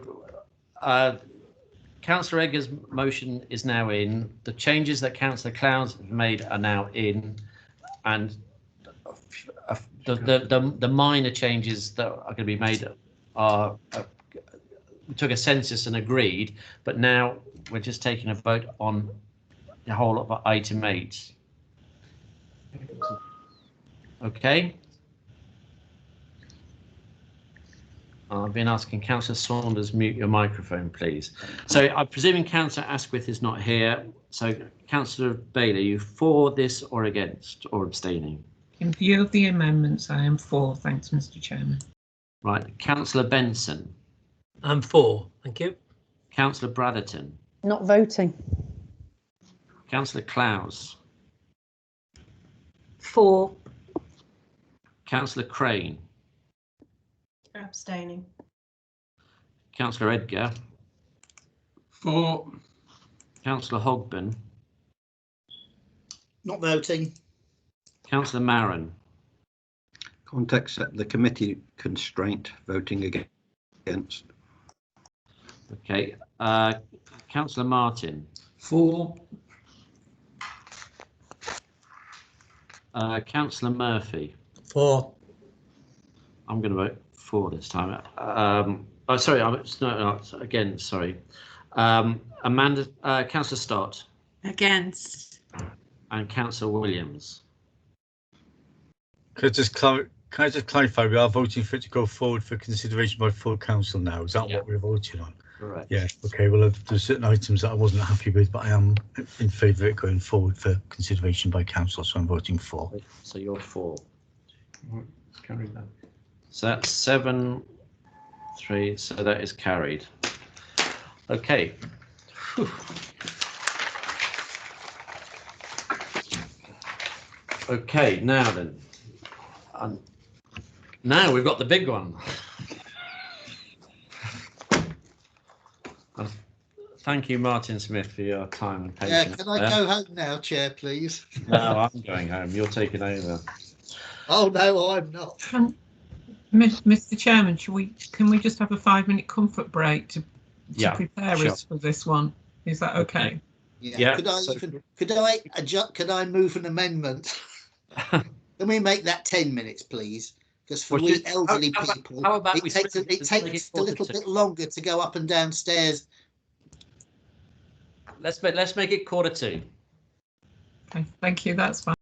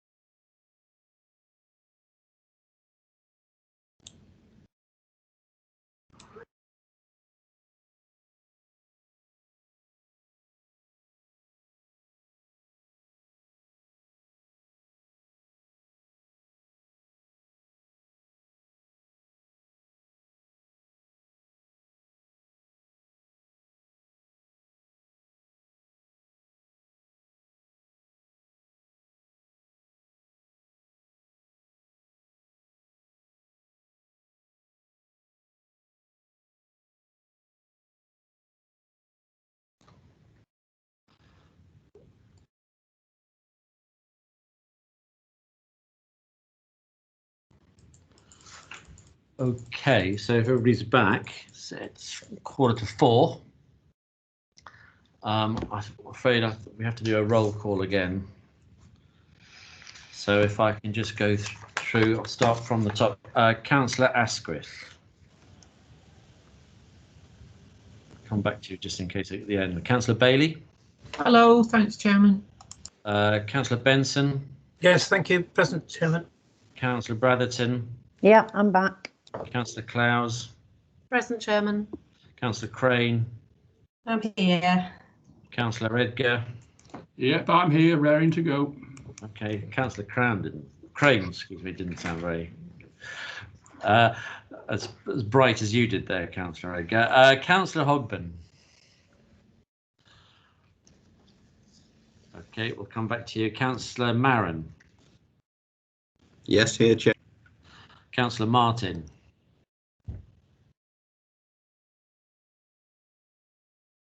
Councillor Murphy. Yes, I'm here. Can I ask you to turn your camera off? I'm here. Councillor Stott. Afternoon, Chair. Afternoon, Councillor Stott. Councillor Williams. I'm here. Haven't quite lost the will to live yet, but getting close. Okay, I'll just go back to the top, just for people who weren't. Councillor Asquith. Councillor Hogben. And Councillor Martin. Yeah, I'm here, Chair. Your Councillor Martin is here, right? So it's just Councillor Hogben. I did. Well, I was trying to answer. Oh, I am back. I did ask for at least 10 minutes. But seemed to get 7, which is a bit paltry, frankly. Sorry. Right. Okay, dokes. But okay, so the only person missing now at the moment is Councillor Asquith, and we'll move on to item 9, which is the constitutional update to implement the committee system, which you will find page 331 to 610. I think hand over now to Mr. Brown. Thank you, Chairman, for inviting me to speak to this item. Members of the committee will find at page 331 a very short covering report for this committee. Annexed to it a longer report, which is a draft of the proposed report to full council, with a version 1 of the Constitution. Now, I do need to make it very clear right at the beginning that these are early versions. We know that there are changes. We know that there are changes that will have to arise just out of the matters that you've discussed and decided today. And there are further papers on your agenda today, which again will give rise to further amendments and additions. I mentioned that because Councillor Bailey has mentioned of a issue on the audit and governance number of members of that committee, for example, and that will be picked up after this committee has adjudicated upon that. So there are a number of issues, not least if we look at it in terms of a degree of fluidity. Please. We have Andrew Martin Dixon's. So, hold on, Mr. Can I just ask everybody to turn off their microphones, please? Hello, Faye, you okay? Can somebody ask? Thank you. Right, couple of things. Okay, I think it's Andrew Martin. You've got your microphone on. Yeah, we'll just mute him. Good, that's fine. Ideally, I could do with you in this week. Okay, right. We've just we've just muted Mr. and Councillor Martin. So right, okay. Thank Thank you, Chair. We've seen even very recent amendments to the draft document that's before you. So, for example, the government's recent announcement that the virtual committee meetings won't be proceeded with means that we will have to remove pages 444 to 466 from your pack, which are our virtual committee meeting rules, for example. So we have to accept that there are numerous changes that still remain to be made. But having regard to that, what we have tried to do is produce to you the first working draft of a constitution which gives effect to the will of council as expressed in their November report. Now, the document has been drafted in accordance with the 5 principles, design principles. It's worth mentioning those again because they have been mentioned throughout your debate this morning. The first was openness, and in particular that was about transparency and about the ability of councillors and members of the public being able to ask questions and to make complaints. The second related to quick decision making, and that was to ensure that decisions were timely and that the number of meetings and committee meetings were kept to a minimum with improved use of technology. Then was affordability, again in use of technology and the cost of the committee system being kept to a minimum. The fourth requirement was a legal requirement and a requirement that legal officers will be at all committee meetings. And your final design principle, and arguably one of the most important to you, was to ensure that it was a modern, open and transparent system which makes decisions in a clear way, and that there was a separate scrutiny committee that would look at matters such as health, crime and disorder and flood risk management. So I'm hoping that the draft before you meets those criteria. I can assure you that we have listened very carefully to the comments made earlier and we are picking things up. I would urge the committee today to concentrate on matters of, if you like, policy and principle. We are aware that there are typographical errors and other errors that arise, and they will be picked up along with punctuation at the final drafts.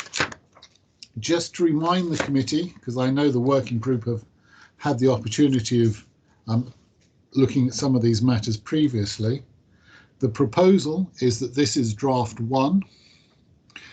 After this meeting, a second draft, version 2, will be produced, taking on board your comments and policy decisions of today. That version 2 is taken to full council on the 19th of April. Following full council's hopeful approval of it in principle and likely request for some areas to be rewritten, a version 3 will then be produced. That version 3 will come to your committee again on the 29th of April, after which we hope a fourth and final version will be available for our virtual council meeting or council recommendation on the 12th of May. So that is the sort of order of play and the number of versions. Bear in mind, please, that we are on version 1 at the moment. So as I say, we do accept there are many matters to do. Chairman, with your permission, I would suggest that, as we discussed earlier, it may be as easy to take parts or chapters in turn, for me to explain the major issues and perhaps for you to invite comments from your committee and say the areas of agreement and disagreement.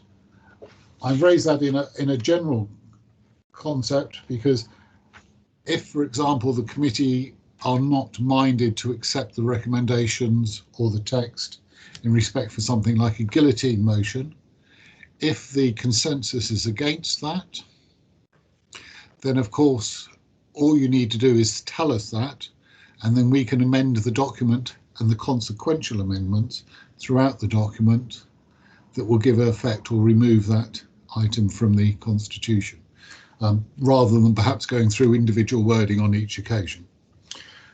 So unless there's anything further, and I am conscious of the time that you'd want me to address in opening, shall I hand back to you, sir? Sorry, I thought you just said you were going to. Yeah, I'm more than happy to if you want me to. Yep, please do. Right. So if we start at the first page on summary and explanation at page 349 onwards, you have your general textual summary about the council, its staff, effectively quite reflective. You have a section there about the role of the mayor and the chair of council. That, of course, will be amended to reflect the discussion you've just had in respect to the mayor protocol. So there's, I don't think, any issues relating to those pages. So allowing for the chairs and mayors changes, pages until 353, I would suggest perhaps don't require the committee's close attention. If I move to chapter 2, the next key document will be on page 359, which is the structure chart or the diagrammatic representation of the committees. Now, the important elements here are to note how that is varied from the one in November at full council. So, for example, Tatton Park Board is not a decision-making body of the council and doesn't appear on this chart anymore. One of the suggestions that has been made is that Public's Right to Way Subcommittee, or it is now a subcommittee of Highways and Transport, and these are matters that you may choose to change. An issue has arisen in respect of the Appeals Subcommittee under the Corporate Policy Committee. And in simple terms, if I can explain that, because it's been raised both in the working group and elsewhere, there are 3 appeals committees that the local authority use in sort of generic terminology. The first is School Admissions and Appeals. Now, that is not a member committee. It's a statutory committee dealing primarily with the admissions and exclusions from schools, and is not really a part of this constitution. The second element of the appeals committee, which is a separate body, is the staffing appeals subcommittee. Now, that currently sits separately under the corporate policy function. It sits under the corporate policy function as part of the staffing subcommittee. But when you look at your structure chart, that you will also see that there is a disciplinary appeal committee under the independent persons panel. So they are separate things. There is also a separate appeals subcommittee, and I know the working group discussed it at some length. Now, that appeals subcommittee deals with things such as the Marriage Acts, appeals to council, school transport, and social services appeals. So there's a question of where that appeals subcommittee, whether that should sit under corporate policy or should sit under one of the social care committees. So there are those issues to be considered. If I very briefly then take you through the decision-making introduction, chapter 2, part 2, hopefully some of these will sort of almost resolve themselves or at least become clearer. So if we go to functions of committees, we hope that we've managed to get broadly the functions of the committee to reflect what was wanted. There is, and it's probably pertinent for this group, on page 368, a recommendation needed for the number of councillors for the Constitution Working Group. But moving forward, what we do see is a question around the Appeals Committee, again at page 368 and repeated at page 383. You'll see there that there's a question in the highlighted text on page 383 on whether this disciplinary committee should be merged with the appeals subcommittee under the corporate policy committee. So that there is an issue there for us to consider.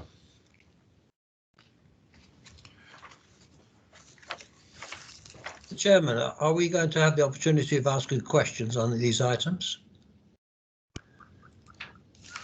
Yes, I mean, is it better that Mr. Brown finishes this section and then we'll stop for questions? As you wish, Chair.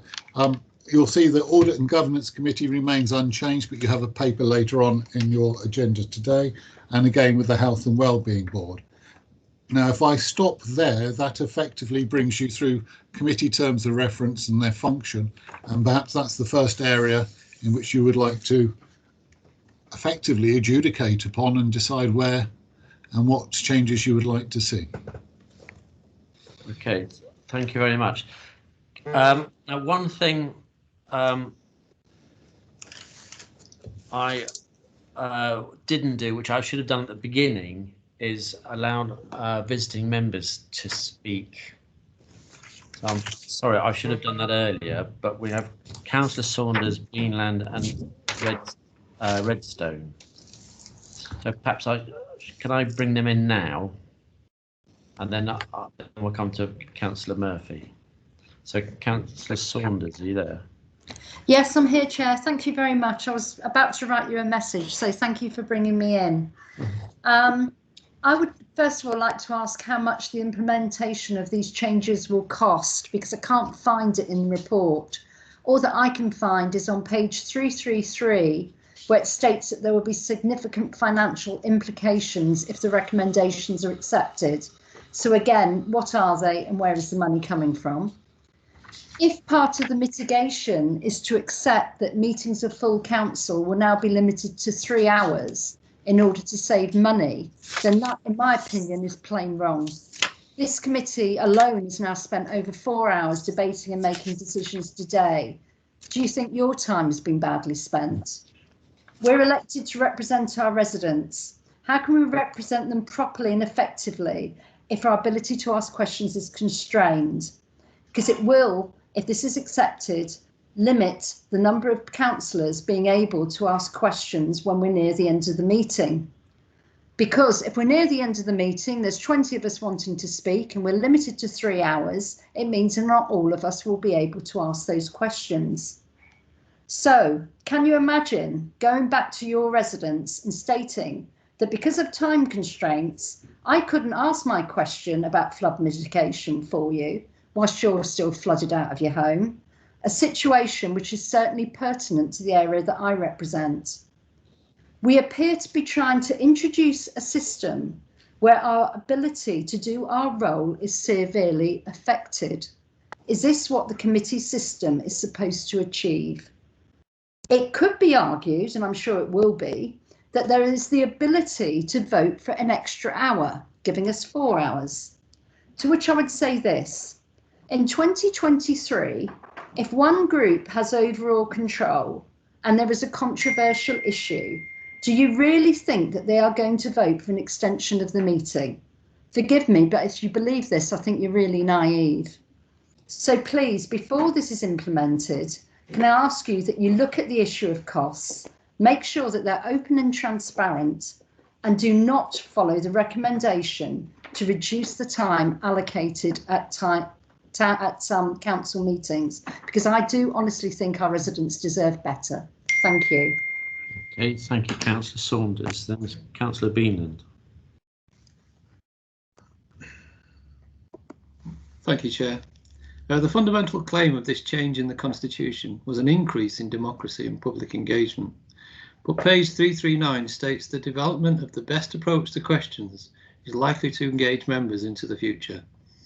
As we've just heard from Mr. Brown, that this is an unprepared and unfinished document despite months of engagement. To me, it just feels like a headlong rush to meet an April deadline, which constantly states throughout the report, quote, will require further development.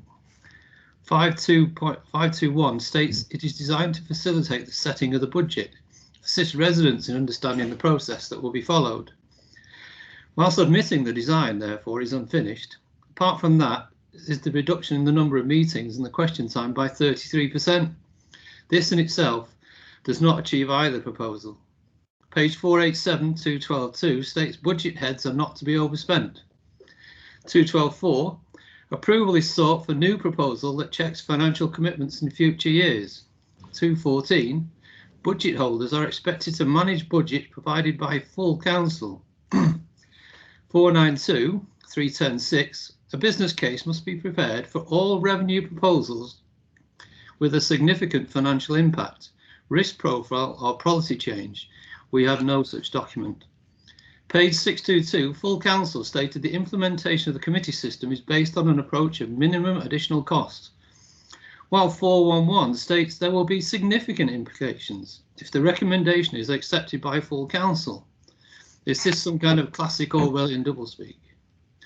With these inconsistencies, I ask the members to justify why they choose to support this incomplete, uncosted, chaotic proposal that needs to be completed with more substance. Thank you, Chair. Okay, thank you, Mr. And finally, Councillor Redster.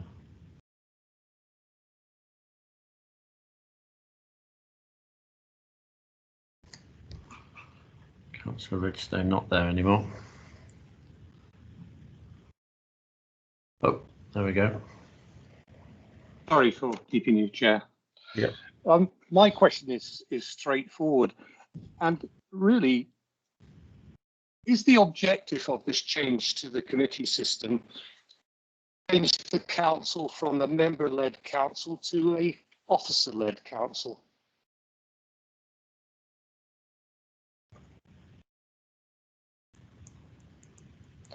Okay, thank you very much. So, Mr. Brown, any of those you can deal with at the moment? Presumably costings. I think the guillotine we'll be talking about later on anyway. So I think. Indeed, Chair. In respect of the costings, yes, you'll see both in the cover report and also in the report to full council that there are financial implications.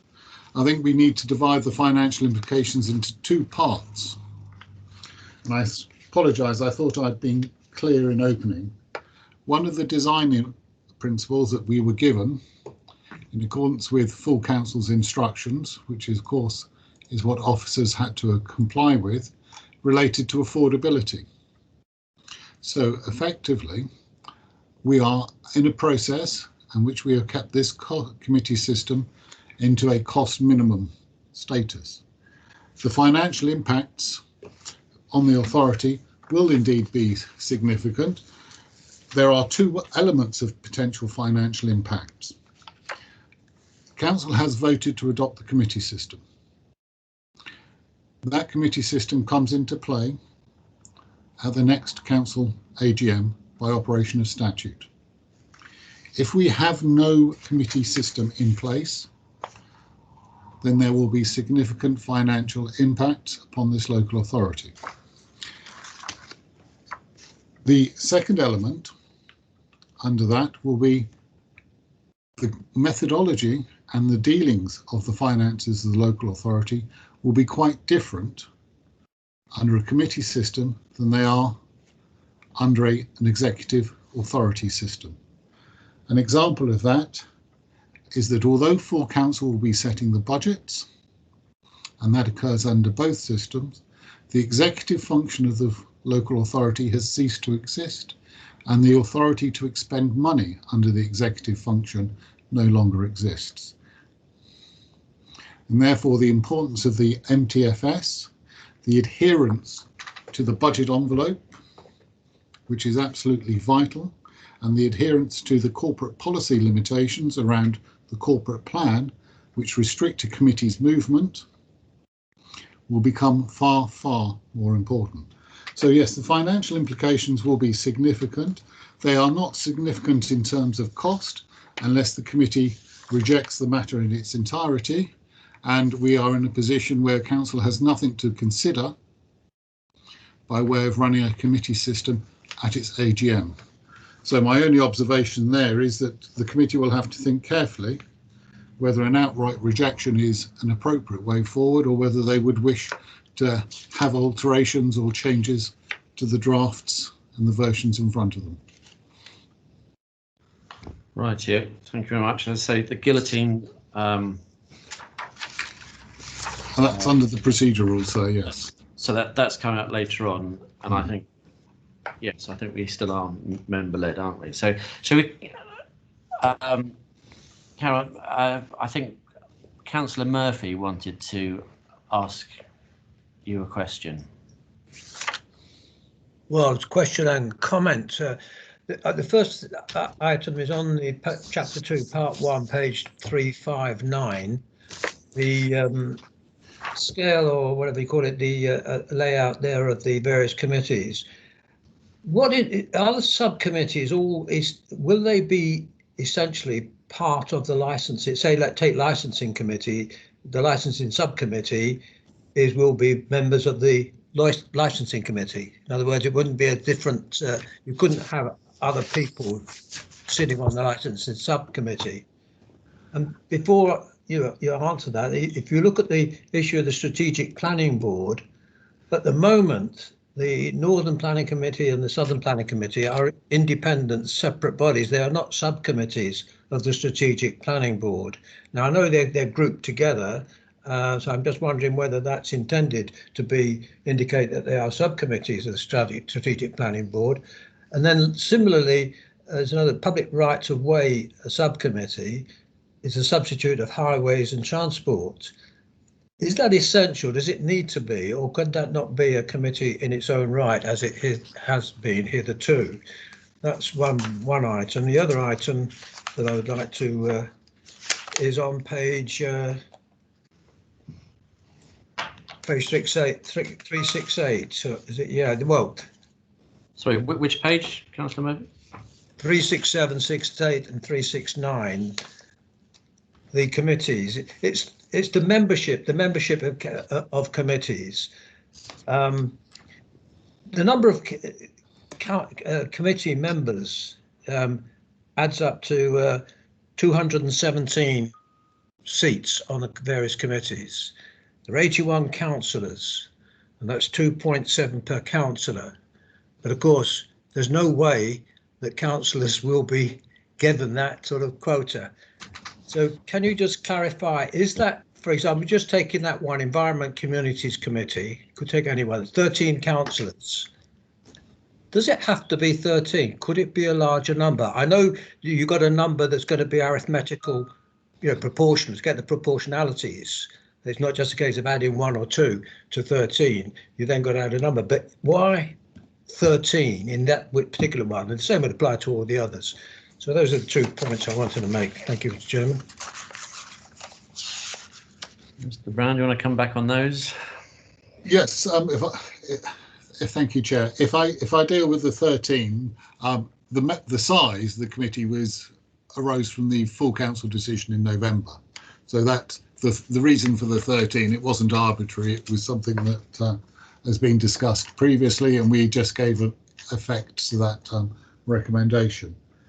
In respect of such things, can I just interrupt, because that's not answering the question.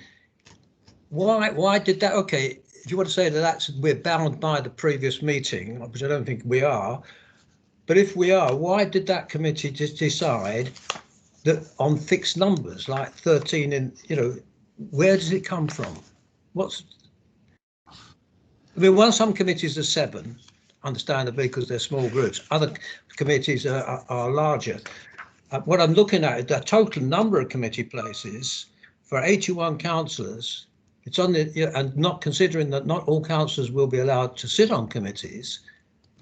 If you had a larger number on each committee, perhaps you'd be able to accommodate all committee members.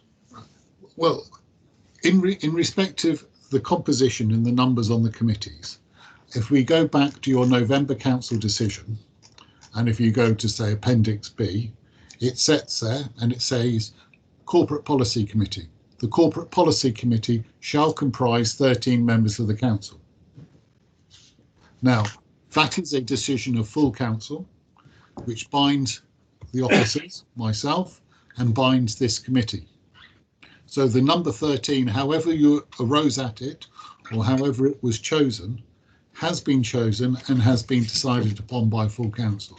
So I'm not at liberty to go behind that, nor in truth explain how full council reached that decision. It simply did.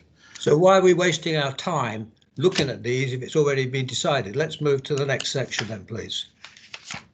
In respect of your question on membership of committees and subcommittees, there has been an advice note circulated. I don't know if you've had the opportunity to see it. If not, I can send it to you. And that makes it clear that members, and I put to one side the regulatory committees because there are huge benefits of subcommittees of regulatory committees being the members, because they have had the training, they have had the understanding. If you're on planning, you learn the planning policies and all the rest of it. But when you look at other committees, such as your service committees or highways committees, there is actually no restriction upon the membership of a subcommittee having to be drawn solely from the membership of the parent committee. And that will allow quite a wide range of members to come in and to be called upon, depending on their availability and expertise and the group proportionality rules. So the only recommendation that you would normally make in respect of a subcommittee is that at the very minimum you would expect the chair to be a member of the parent committee so that they can properly report back. And usually you have a majority of the parent committee on the subcommittee. But, you know, these are matters for you to decide moving forward. In relation to your specific mention of the Public Rights of Way subcommittee, no, this is entirely a matter for you. The reason for drawing it to your attention was if you wish for it to sit as a separate committee, then you are perfectly free to say, actually, we think it makes more sense. It is just when we are drafting the document, we have in mind the 5 principles which said efficiency, reduce the number of meetings and so on. So we have tried, when we have looked at the document, to try and align function and functionality as best we can. Now, I accept fully that members who have worked in the authority and worked with officers over a long period of time may have very different views based on, if you like, the practical reality of life rather than a theoretical view of a monitoring officer who has come in after 5 months and said that would appear to logically sit best somewhere. So we are here to take actually instructions from you today. I think that was the point on that, wasn't it? I think so. So, Councillor Clowes. Thank you, Chair. I've got a few questions here, as you know. I'd like to start on page 368, the Constitution Working Group, where we're still looking at potential membership. My understanding was that Constitution Working Group would actually be the current governance subgroup of this committee in order to allow that continuity of their work into the new administration.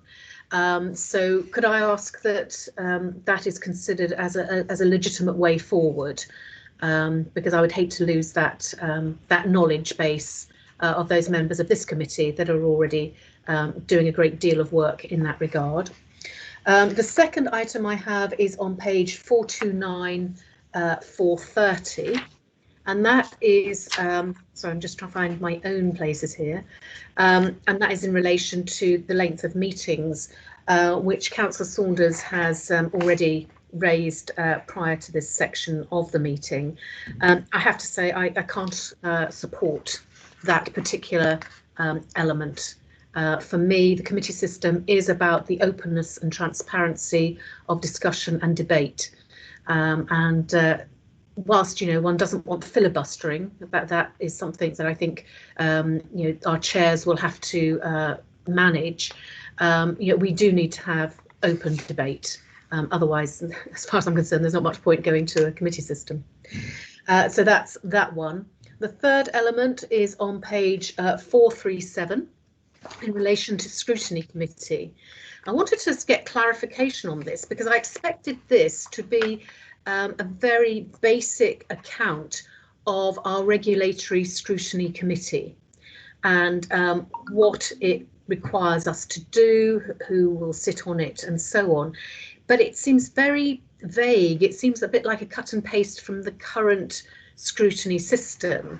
And what we do know is that it's quite different. On page 238, we have joint scrutiny protocol for NHS bodies. I don't have a problem with that because that's very clearly delineated already in the 2012 Health and Social Care Act. And we've actually used that facility already in the current administration. But what we don't have are joint scrutiny protocols for the other regulatory OSC functions. So, for example, civil disorder and flooding, bearing in mind we will have to work with other organisations, including other local authorities with their own scrutiny arrangements. So I think that whole idea, that whole section on scrutiny needs some significant work between now and our next constitution meeting.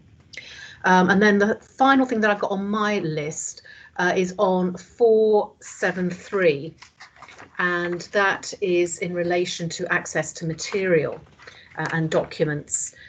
So councillor access to exempt or confidential documents. This is something that came up at corporate scrutiny a couple of weeks ago, and I know that Mr Brown is dealing with it. Under the current constitution, access to the documents, rather than, shall I say, the less prohibitive scheme that we've been operating, it seems that that actually wasn't necessarily what our constitution said. So what I'm suggesting is that what we have here is very much what was in the old constitution, but I would like something that was a little bit more liberal in its interpretation, because for me, if we have anything that's coming to a committee, what we call the pink papers or the part 2 papers, there is that element of a need to know. And I'm sure that there are lots of councillors who will be quite happy not to look at them. But on the other hand, I would not want any ward councillor not to have the opportunity to know what was coming forward. And there have been cases in the past where a ward councillor may think that this is relevant to them, but may not really know, because of course it's a part 2 paper and we won't have seen it. You don't necessarily know that it's going to be entirely relevant or the way it's going to be relevant until you've had an opportunity to see it. And then you can make the decision whether or not to attend the meeting to speak to the item.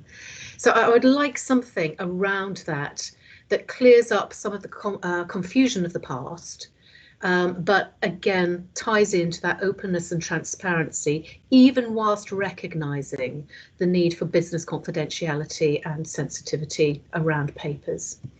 So that's me for the moment. Thank you. Thank you very much. So there's 4 issues there. Do you want to deal with those now, Mr Brown? As best I'm able. If I deal with the access to information, Councillor Clowes is quite right. There was another short advice note going round in respect of that, following a recent issue. There is, I would suggest, a much wider debate to be had about that with elected members, which I was going to suggest is properly in phase 2 of this rewrite. There are quite strict statutory rules around information disclosure. There's quite strict common law rules, and it's about finding the balance that members have in, as Councillor Clowes has indicated, proper access to information when they need to know, and actually a realisation that it is something they should be asking to see. That's cured not just within the access to information rules, but also within such things as the forward plan and proper descriptors there that allow and alerts elected members to information moving forward. So it's perhaps a little bit wider than just the topic here. Broadly, what we have done is replicated, but what I would suggest is that we do need to look at it properly in phase 2. In respect of, and apologies if I'm dotting around, the scrutiny issues, I certainly take on board the matters raised by Councillor Clowes there, and effectively, if my interpretation is correct, those protocols around interaction and the scrutiny function, you would like to see equivalent extended to the 3 areas of operation, so health, crime and disorder, and flooding. I'm afraid that is a question, if I may. Yes, certainly in part, in the latter part of that document.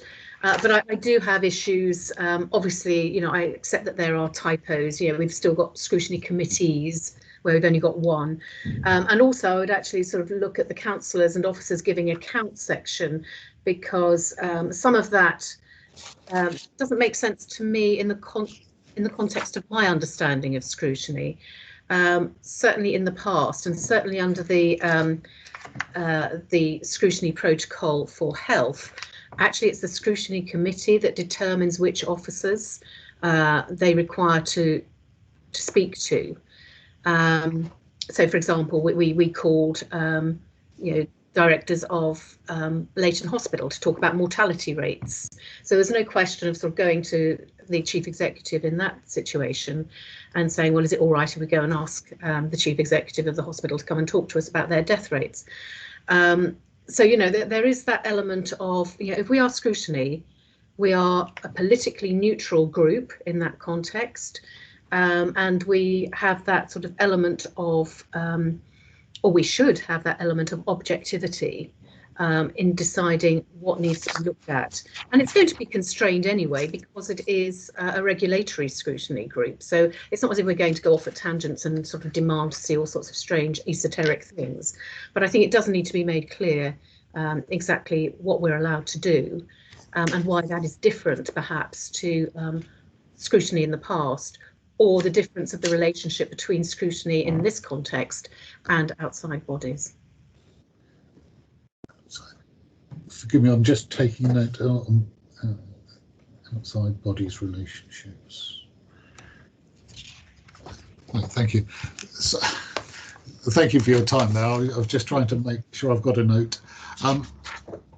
Apologies, I've lost my reference to the two other matters that you. The guillotine, but although I think we're going to be coming to that one, aren't we, really? Because I think everybody's going to be mentioning the guillotine time. The first one was the Constitution Working Group and the subgroup being of current members. Yeah. Yes, in respect, certainly the working group raised that.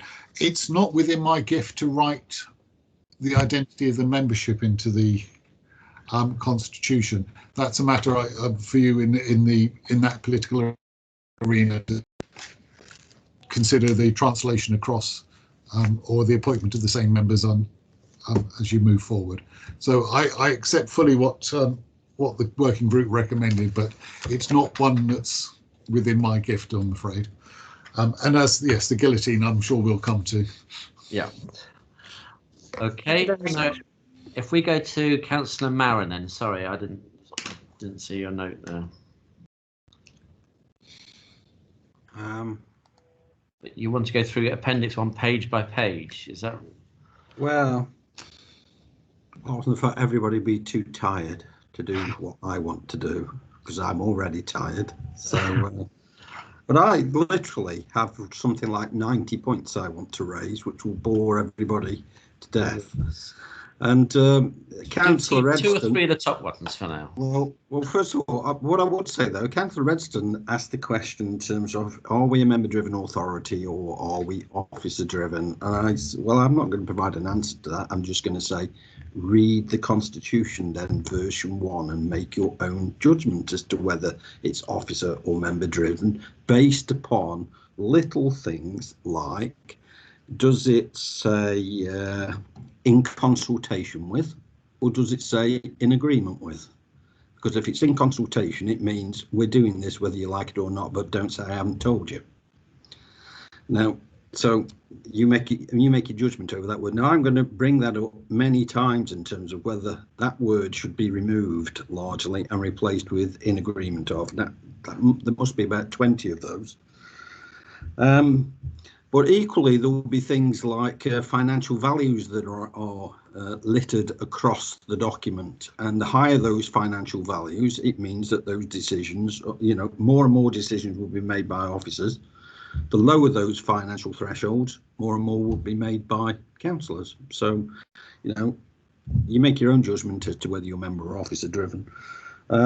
Equally, when I voted for the committee process, having worked under a committee process at one time, but also obviously worked under a cabinet system, the cabinet system is more efficient. There's no doubt of that in my mind, but it can be less transparent, doesn't have to be. I think it was at Cheshire East. So what I would be alarmed at is if we move to a committee system that is less transparent than the cabinet system was, because that is what I voted for. Hence the fact, that's why I think you need to look page by page, paragraph by paragraph, if you like, the sort of thing that we did in the working spreadsheet, in terms of, well, who is making the decisions, what's the onus on councillors, what's the onus on officers.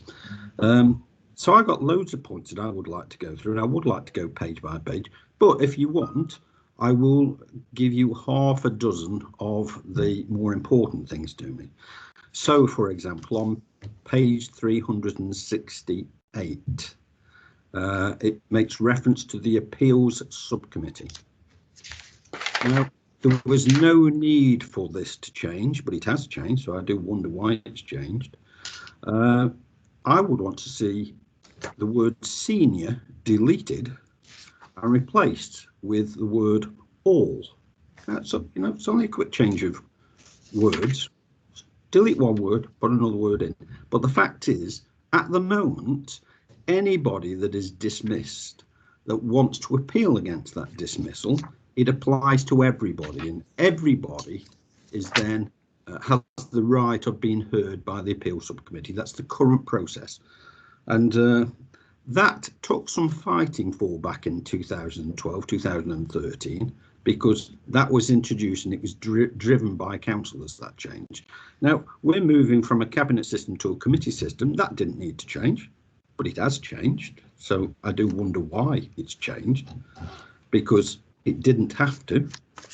So that makes me want to read literally everything that's been put in front of me, because that has not changed because we're moving to a committee. That's changed because somebody's got an agenda. So that's one big point to me. And then there are things like we can't have paper copies of the agenda without David's permission. And that's in at least 3 times. And it's like, well, I want to see that taken out. We've debated that at Constitution Committee a number of times, at least twice that I know of, and it may have come up before. And the resolution was, we will have paper copies if we want to have paper copies. Not that we would have to apply and see if we got permission to have paper copies. So that comes up, I think, on page 441, paragraph 2.79. Also page 446, para 3.3. Sorry, can you say where page? There were 2 references to things like paper copies. That page 441, 279. So I'd want to see that paragraph deleted in its entirety. I don't think it's necessary. And page 446, paragraph 3.3. It says that members can only have them when requested. I'd like to see delete only where a written request has been approved by the head of Democratic Services and Governance. It's like, if I feel I need a paper copy, I want a paper copy, not to have to beg for one. So, there's just, I think it was maybe 2. If I pointed out page 405, paragraph 34, that's reference to fees and charges, and now that is already in the current constitution, but I see there's an opportunity to change it. So, for example, there's been consternation that the director of place can raise car parking fees without any councillor approving that. Well, I want to change that.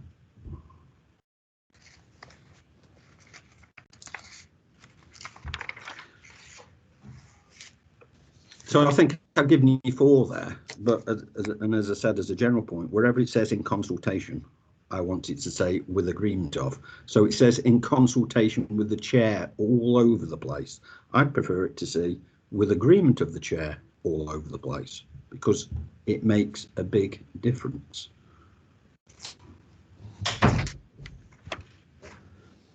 Now, those are only my sort of 4 or 5 key points.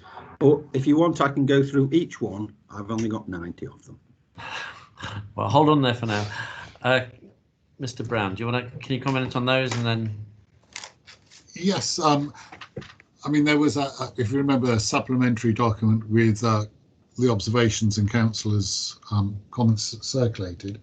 If there are 90 of these elements that what Councillor Marin wishes to raise again, more than happy to make sure that they're collected and responded to. So it's not a question of ignoring anything or missing something in a meeting because of our noting. Now, if I can deal firstly with the agreement of the chair, the phraseology of consultation is quite clear. It's in consultation with the chair because we've moved to a committee system and there is no single member decision making. So it's not whether the member or the chair agrees.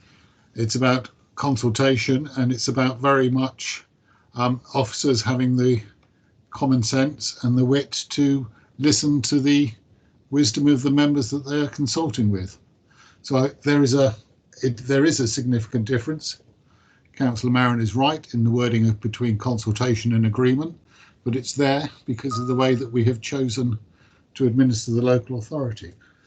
If I can then deal with the issues about access to papers, Councillor Marin's quite right. The design principle makes it clear that, there we go.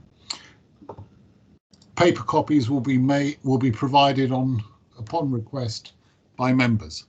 So effectively, the limitation on paper copies is a member requesting them. That's what full council set out in November. Now, I suspect the wording is... That isn't quite true, Mr. Brown, because it says you have to agree it. Yes. I appreciate the wording in the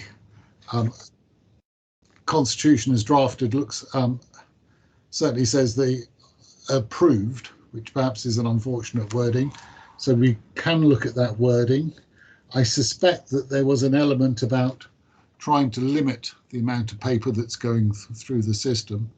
So I don't know if there was a suggestion around reasonableness. I can look into that, but the full council certainly said to members on request effectively.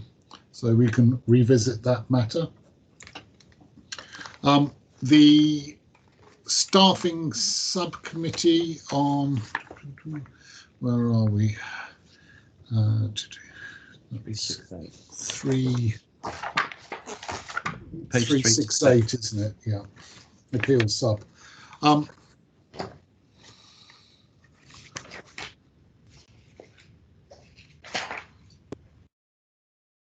Yep, it does say appeals from senior staff in the following circumstances. And the suggestion, what it should be then saying, if I understand you correctly, Councillor Marin, is from staff. Delete the word senior. Delete the word senior and put, yes, it's all staff, because that would reflect the current position.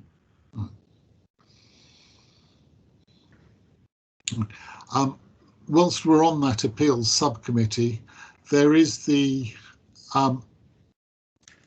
appeal short of dismissal at 1.4. Is that something we can deal with? Which is, if you look at, remember your structure chart at the beginning, you've got a statutory officer disciplinary panel that leads to an appeals committee. And oh, right. Oh, yeah. So the suggestion was, do they just go in one place? That was all. I'm not sure where you're looking, and it's not as though I'm very bothered about that. And you'll know that Cheshire East has had a history and allegations of bullying, and this part of the culture change should be that employees should have the opportunity of putting their case to elected members. That was accepted back in 2012, and there's no necessity to change that whatsoever. I can't see why it's been done, to be honest. So I'd like the current position put back in place, really. Status quo. So I think we've I think you're talking about a different point there, weren't you? 1.4. Yeah, well, it was just, I mean, if we take out the word senior, I think is what was being requested to make that so it's applicable to all staff. But it was just that 1.4, which is that appeals subcommittee, because we duplicated in the constitution. You have two staffing appeals committee effectively. So you're just saying take out 1.4. We move the one at page 383 into 1.4 effectively. Right. Because halfway down 383, you've got the disciplinary appeals committee. Right. Which is dealing with exactly the same thing against statutory officers effectively as the staffing committee.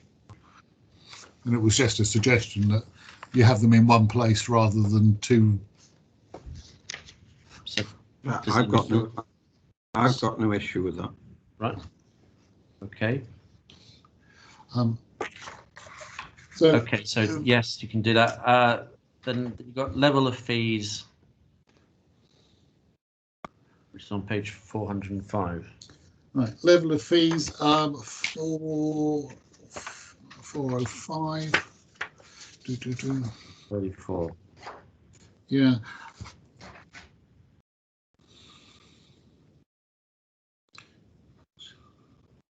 Any good services, and we want to remove parking. Is that the issue? Save for parking? No, not necessarily. We should give consideration to all services that are supplied to the general public. Now, it can get quite complicated, I know, in terms of people can apply to have dropped curbs, and then there's got to be a quotation, things like that. So, so yes, it would include parking, but then there may be other things that are applicable to the general public. It might be marriage registration and things like that. Right. My experience is that most authorities would be setting fees normally annually as part of the budget. So this is how much we get in from fees, and then during in-year increases, either response to central government creating a new charge, which happens, or central government changing charging, is normally delegated to a head of service to implement for in-year fees. Councillor Maron's quite right that it can get both complicated, and the number of things we charge for can be quite extraordinary to those not in the detail of it. I recollect street naming as one. And a lot of these charges are very small amounts. So is this something that we should be discussing perhaps in the phase 2? I mean, I accept it's something that needs to be discussed, but does that to be discussed now? And well, we could just get the list and circulate it back to all members of this committee when we do version 2 for full council, if Councillor Maron's happy with that. If it's helpful, I'm quite happy just providing my list to you and having a response. But I did want, what I'm worried about is just passing this report as though we are approving version 1, because if certain things in version 1 lie as they are, I would not be supporting the report. So I didn't have a great deal of issue with the report itself, but it's the detail that I'm very interested in. So I'm quite happy circulating this round to everybody, or I can send it to Mr. Brown and he can circulate it round after he's done a response against each point. And I think there's probably too much to discuss now, and we've got loads of other agenda items. I don't know whether we've got an additional day booked for the Constitution Committee. I'd wonder whether we should move on to the others. Well, and dedicate a full day to this. We do have a date on the 29th of April. So you send your lists to Mr. Brown, and then I'll move on for now, if that's all right then. So Councillor Clowes. Oh no, sorry, Councillor Hogben, and then Councillor Bailey.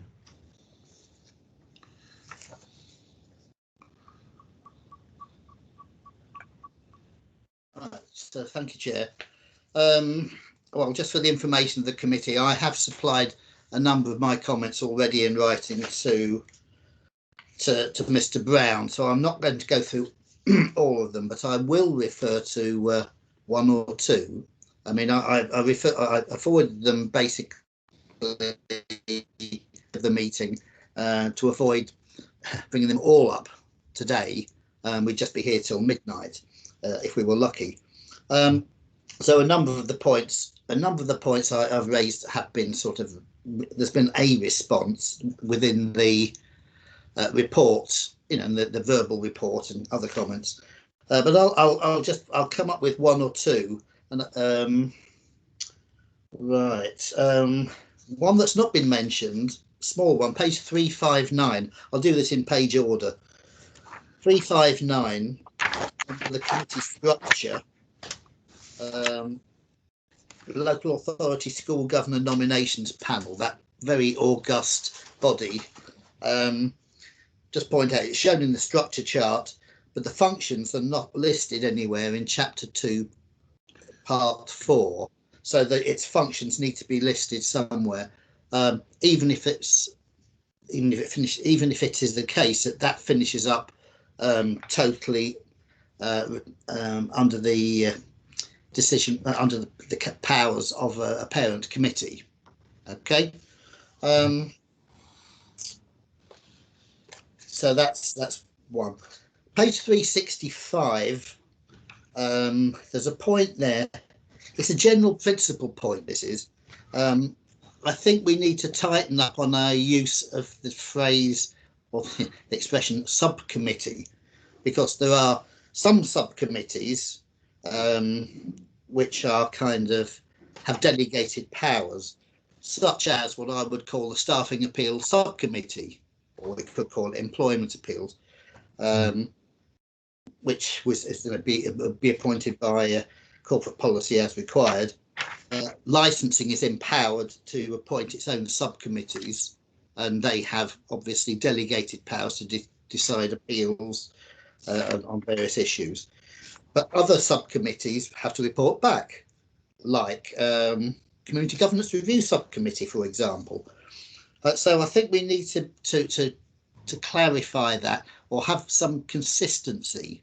So if you like, we distinguish between those bodies which are appointed by the parent committee and have delegated full powers, particularly licensing is a good example, and others where I feel like they're more in the way of working groups. That's a piece of work that can be done.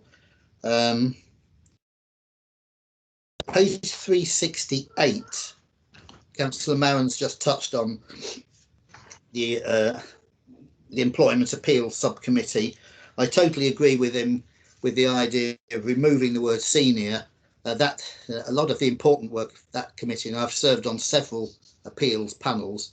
It's another name for one could use, couldn't one?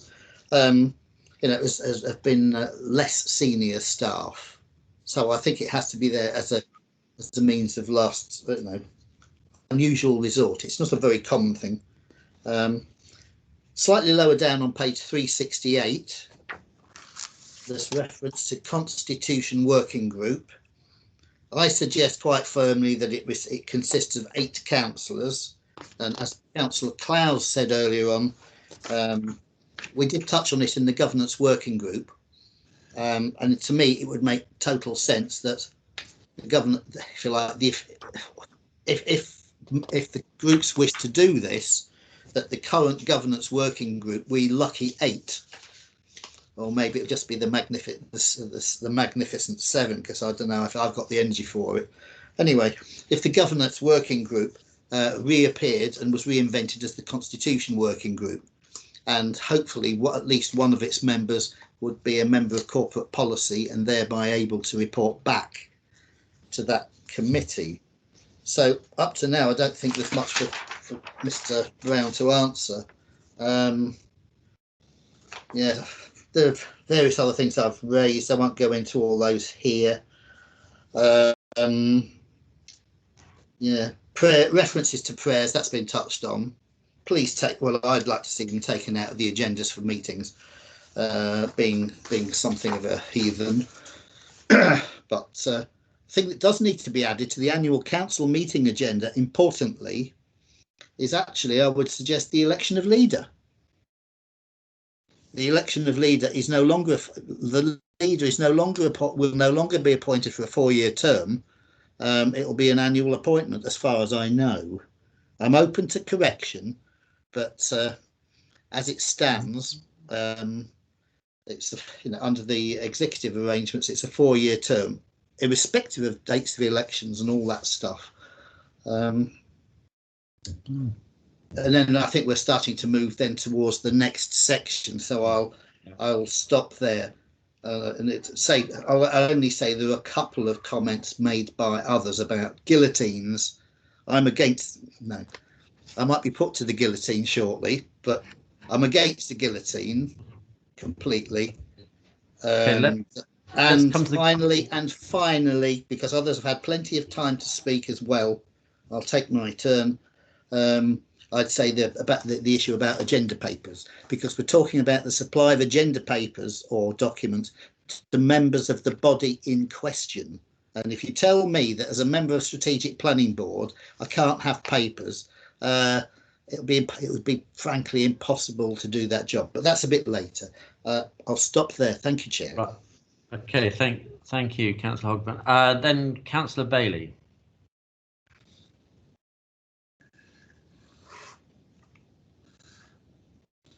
Thank you, Chairman.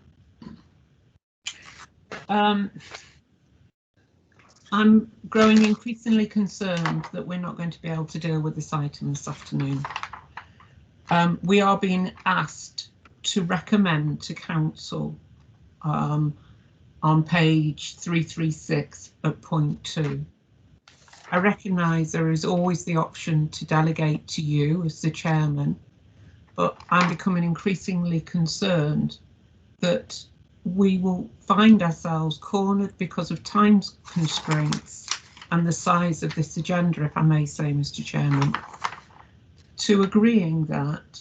And I believe as a Constitution Committee, certainly for such a sea change as this, we are obliged and should take that responsibility very seriously. I therefore would seek comments, but I really think that we seriously should consider reconvening. And I really feel slightly nervous because I thought residents were happy as long as the council delivered services. But I'm beginning to be contacted by a number of my residents to question the process. Indeed, one has taken the time today to point me to the minutes of the November council meeting when the decision was narrowly voted through to move to the committee system as a form of governance. And indeed says at point 8, has pointed out to me at point 8, that the council notes the risks and financial matters relating to this change as set out in section 12.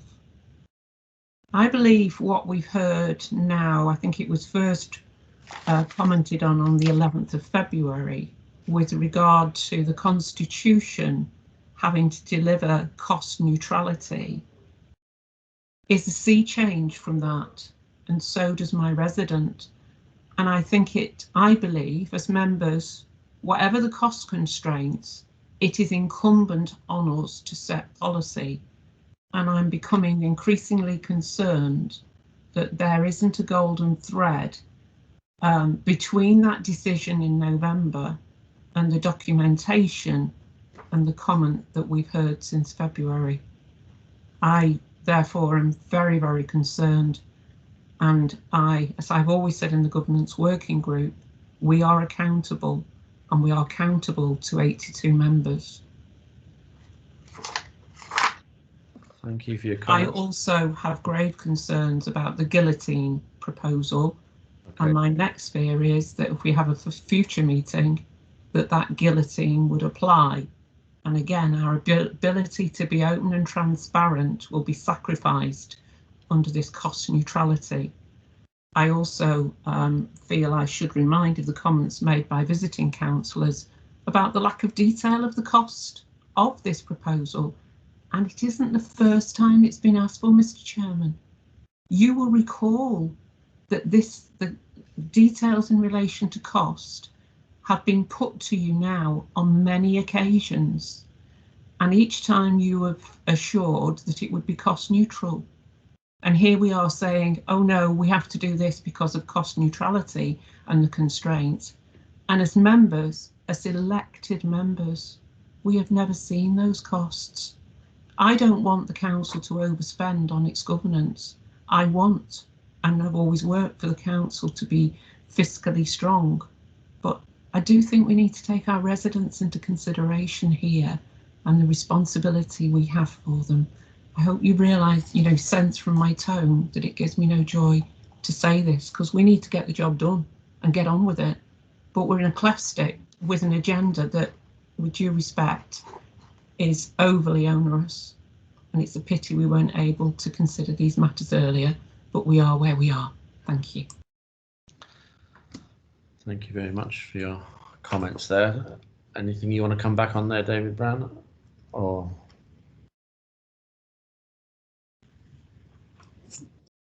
oh, thank you, Chair. I was clicking too many times. In respect of the cost elements, I've already addressed that as best as I'm able, and I am bound by the issues set out by full council. We have tried to ensure that the design principles are reflected in the documents before you, giving rise to that golden thread. In respect to the matters raised by Councillor Hogben, yes, parent governance, you can put those functions in. The issue on subcommittees, what we can do is add that into chapter 6, the glossary, so that there's the definitions of the subcommittees, the decision-making power of a subcommittee being delegated by the parent committee. And I've noted the point on election of a leader at the AGM. So yes, and I think we've already picked up the papers issue with Councillor Marin. Yep. Okie dokie. So, Councillor Edgar, I think you are next. Thank you, Chair. I'm feeling rather uncomfortable about this. We've had Councillor Marin with 90 amendments, Councillor Hogben with a number of amendments, Councillor Bailey with a number of amendments, and I have some of my own. It's now 5 o'clock in the evening. We've got items on the agenda, and if we go through this item as page by page, as Councillor Marin suggested earlier on, that would be a good idea in my opinion, but not at 5 o'clock in the evening. So what I would propose is we defer this to another meeting when all these points can be raised prior to and gone through rather quickly, page by page, before we get to a meeting. So I would propose deferral. Thank you. Okay, thank you very much, Councillor Edgar.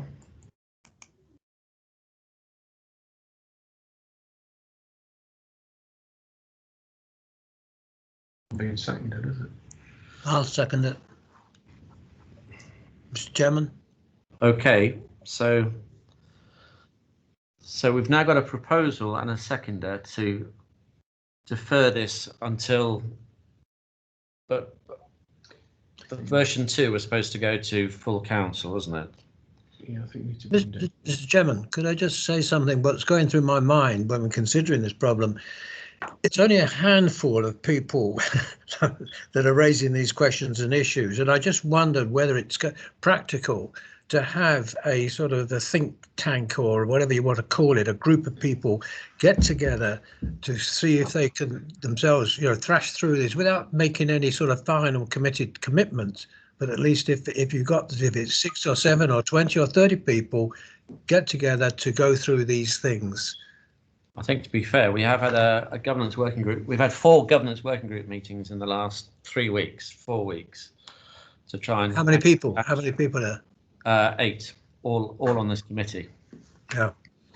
So, maybe it should be in a wider group. Anyway, so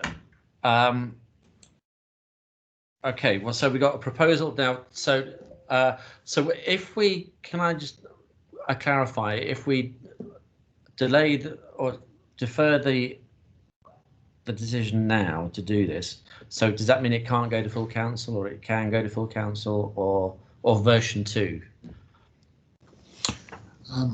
As far as version 2, I should say. Yeah. Looking at the timetable, I think we're 19th, aren't we, for full council? Yeah. Our publication of papers 5 clear days. Effectively, you would run out of time. I mean, I've got myself 2 days to amend from the outcome of whatever you've raised with me today, to draft version 2 for full council.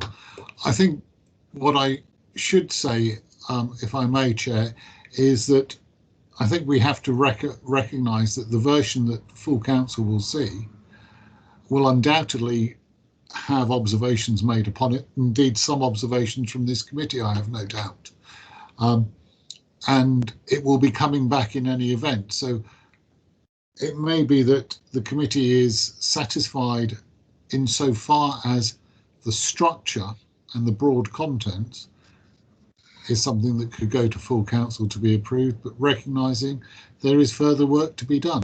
I can't add much more on that.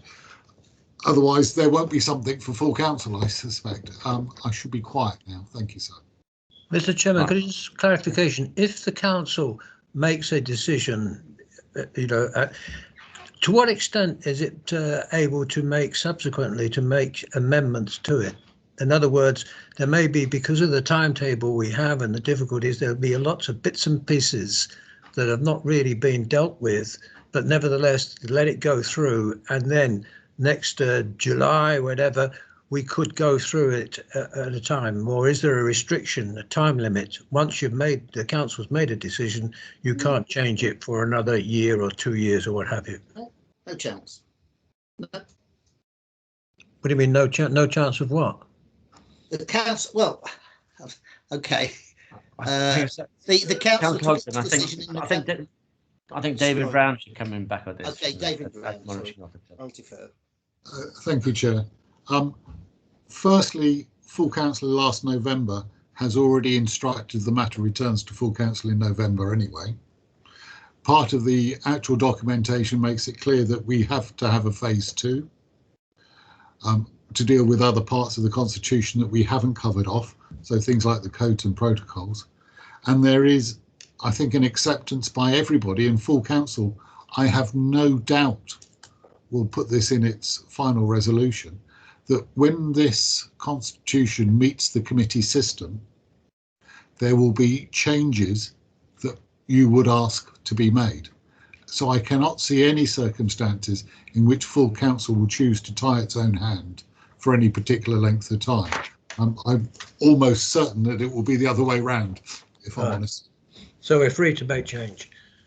Yeah, this isn't. I wouldn't. This isn't something where the 6-month rule. I can see council sitting down and saying we would like it back in X months or however long. Probably 2 cycles of the committee would bring you back in November anyway. Right. Okay, so Councillor Hampton, go on. I think I was next, wasn't I? Probably. I think I was next. Can you hear me? Yes. Chairman? Yeah. I mean, I submitted some comments. We've had SharePoint comments made by various members of the working group and 1 or 2 other people. David Mallon's got a long list of things, which he's quite happy to share with with officers. Councillor Bailey had some comments and so forth. It seems to me that those can all be fed to officers or circulated around the committee. And if it comes to that, quite frankly, I don't agree with the deferment. I mean, it's like saying, "Oh, we'll defer Christmas because it's the weather's not very good, although it's Christmas weather right now." An adjournment is another matter. Adjourn this meeting till, excuse me, whether it's tomorrow or Thursday. I'm sorry if that's inconvenient, but that would make more sense to me if that's people's wish, because there are several items beyond this which could be dealt with probably at a later date. I suspect items 11 to 14, for example, on the agenda, the last 3 or 4 could be and dealt with on the 29th of April to go to the annual council. But I think we really need to finish our work on this, particularly this and the transitional arrangements as item 10. We need to finish those this week. So there's been a move and a proposal to defer. I mean, it's not exactly a planning application. It's not like saying you can come back next month, because we can't. There just isn't the time. And whether, you know, whatever people might say, we took the decision, the council took the decision in November 2020, and the AGM 2021 is the date in which at which the system will come in, and we have to have a conversation. Sorry, a consultation. Yeah, Steve Edgar has just put on the chat, you know, or reconvene. I mean, if it's been proposed that we adjourn this meeting until a date to be agreed later this week, could be tomorrow actually, or Thursday. That might be difficult for some people, but that's a way round it. It's only tomorrow or Thursday that's available, because the papers have to go out for council on Friday evening, don't they? But that at least then gives us a chance to complete this part of it. I'm certainly not in favour of saying, oh, defer it to 29th of April. It's too late for the constitutional stuff, I suspect. You know, there's basics that we've got to get our heads around, and people have touched on things like guillotines and actually the ability to adjourn a meeting. Well, why not take advantage of that right now? I'm all in favour, by the way, of retaining that right at 1.77 on page 430. So that's an answer to that. Anyway, right. I'll stop there, because it's time is getting. Okay, Councillor Clowes has got a question. Confused. Welcome to the club. Yes. I have to say, I'm not quite sure what we're going for now, whether we're going for a deferral or basically a postponement or you know, a reconvening of this meeting. And you know, I am concerned that there is so much business clearly that we haven't had a chance to even consider at the moment. So I would welcome Mr. Brown's issues around this, or you know, thoughts around this. My issue particularly is that, you know, we want to take to full council something that is not so far removed from what we want to take to the annual meeting that it's going to require a lot of work at our next meeting on the 29th. But at the moment, what we seem to be wanting to take to full council on the 19th is something that we acknowledge is, and I don't mean this in an insulting way, but incomplete to quite a large extent if one member's got 90 issues and others have got others. Knowing that full council won't be able to accept it, and you know, basically being sent away to then look at it again on the 29th effectively. And I still think we probably need another meeting in between here and then anyway. So I would welcome, you know, your thoughts on this, because you know, we've got to get it right. But I accept that the timings are not good for us if we are aiming for the 19th of April. Thank you. Okay, thanks. Mr. Brown, you want to come back with a suggestion? You may or may not feel this is helpful, but given that this committee would be making a recommendation to full council, the recommendation currently on 336 is a single line, which is just to agree. Given where people are today, that could be changed. So it could be changed to note progress to date, so that full council is actually not approving the constitution but noting it. We could put in a 2.2, which again, you know, would account for things like the removal of the virtual meeting rules, which we can do beforehand. We could put in there an instruction from full council to this constitution group, because I'm anticipating you'll clearly wish to keep working on this, irrespective, because there's effectively downtime, isn't there, whilst papers are crystallised and they're published for meetings. But we don't want to waste that time. We want to continue working. And we just put an acknowledgement in there at 2.3 that we will bring back a further document on the 12th of May for full council to consider, so that it's clear to council that this is a work in progress and it's a work that you and the committee will continue with between now and the 12th of May. I would propose what Mr. Brown's just said we should do. Okay, before you do that, has the deferral, excuse me, has that been taken off the table now by people? I think it was Councillor Edgar. Mr. Chairman, I have to interject because of having no chat. The motion was proposed and seconded for deferral. Yeah. And if I may come back and comment on the MO's comments when it's convenient. Okay, but so is that deferral still valid? Do people still want to do that? I thought it was Councillor Edgar. I would like to vote on it. Yeah. Can I leap in here? I'm happy with reconvene or defer.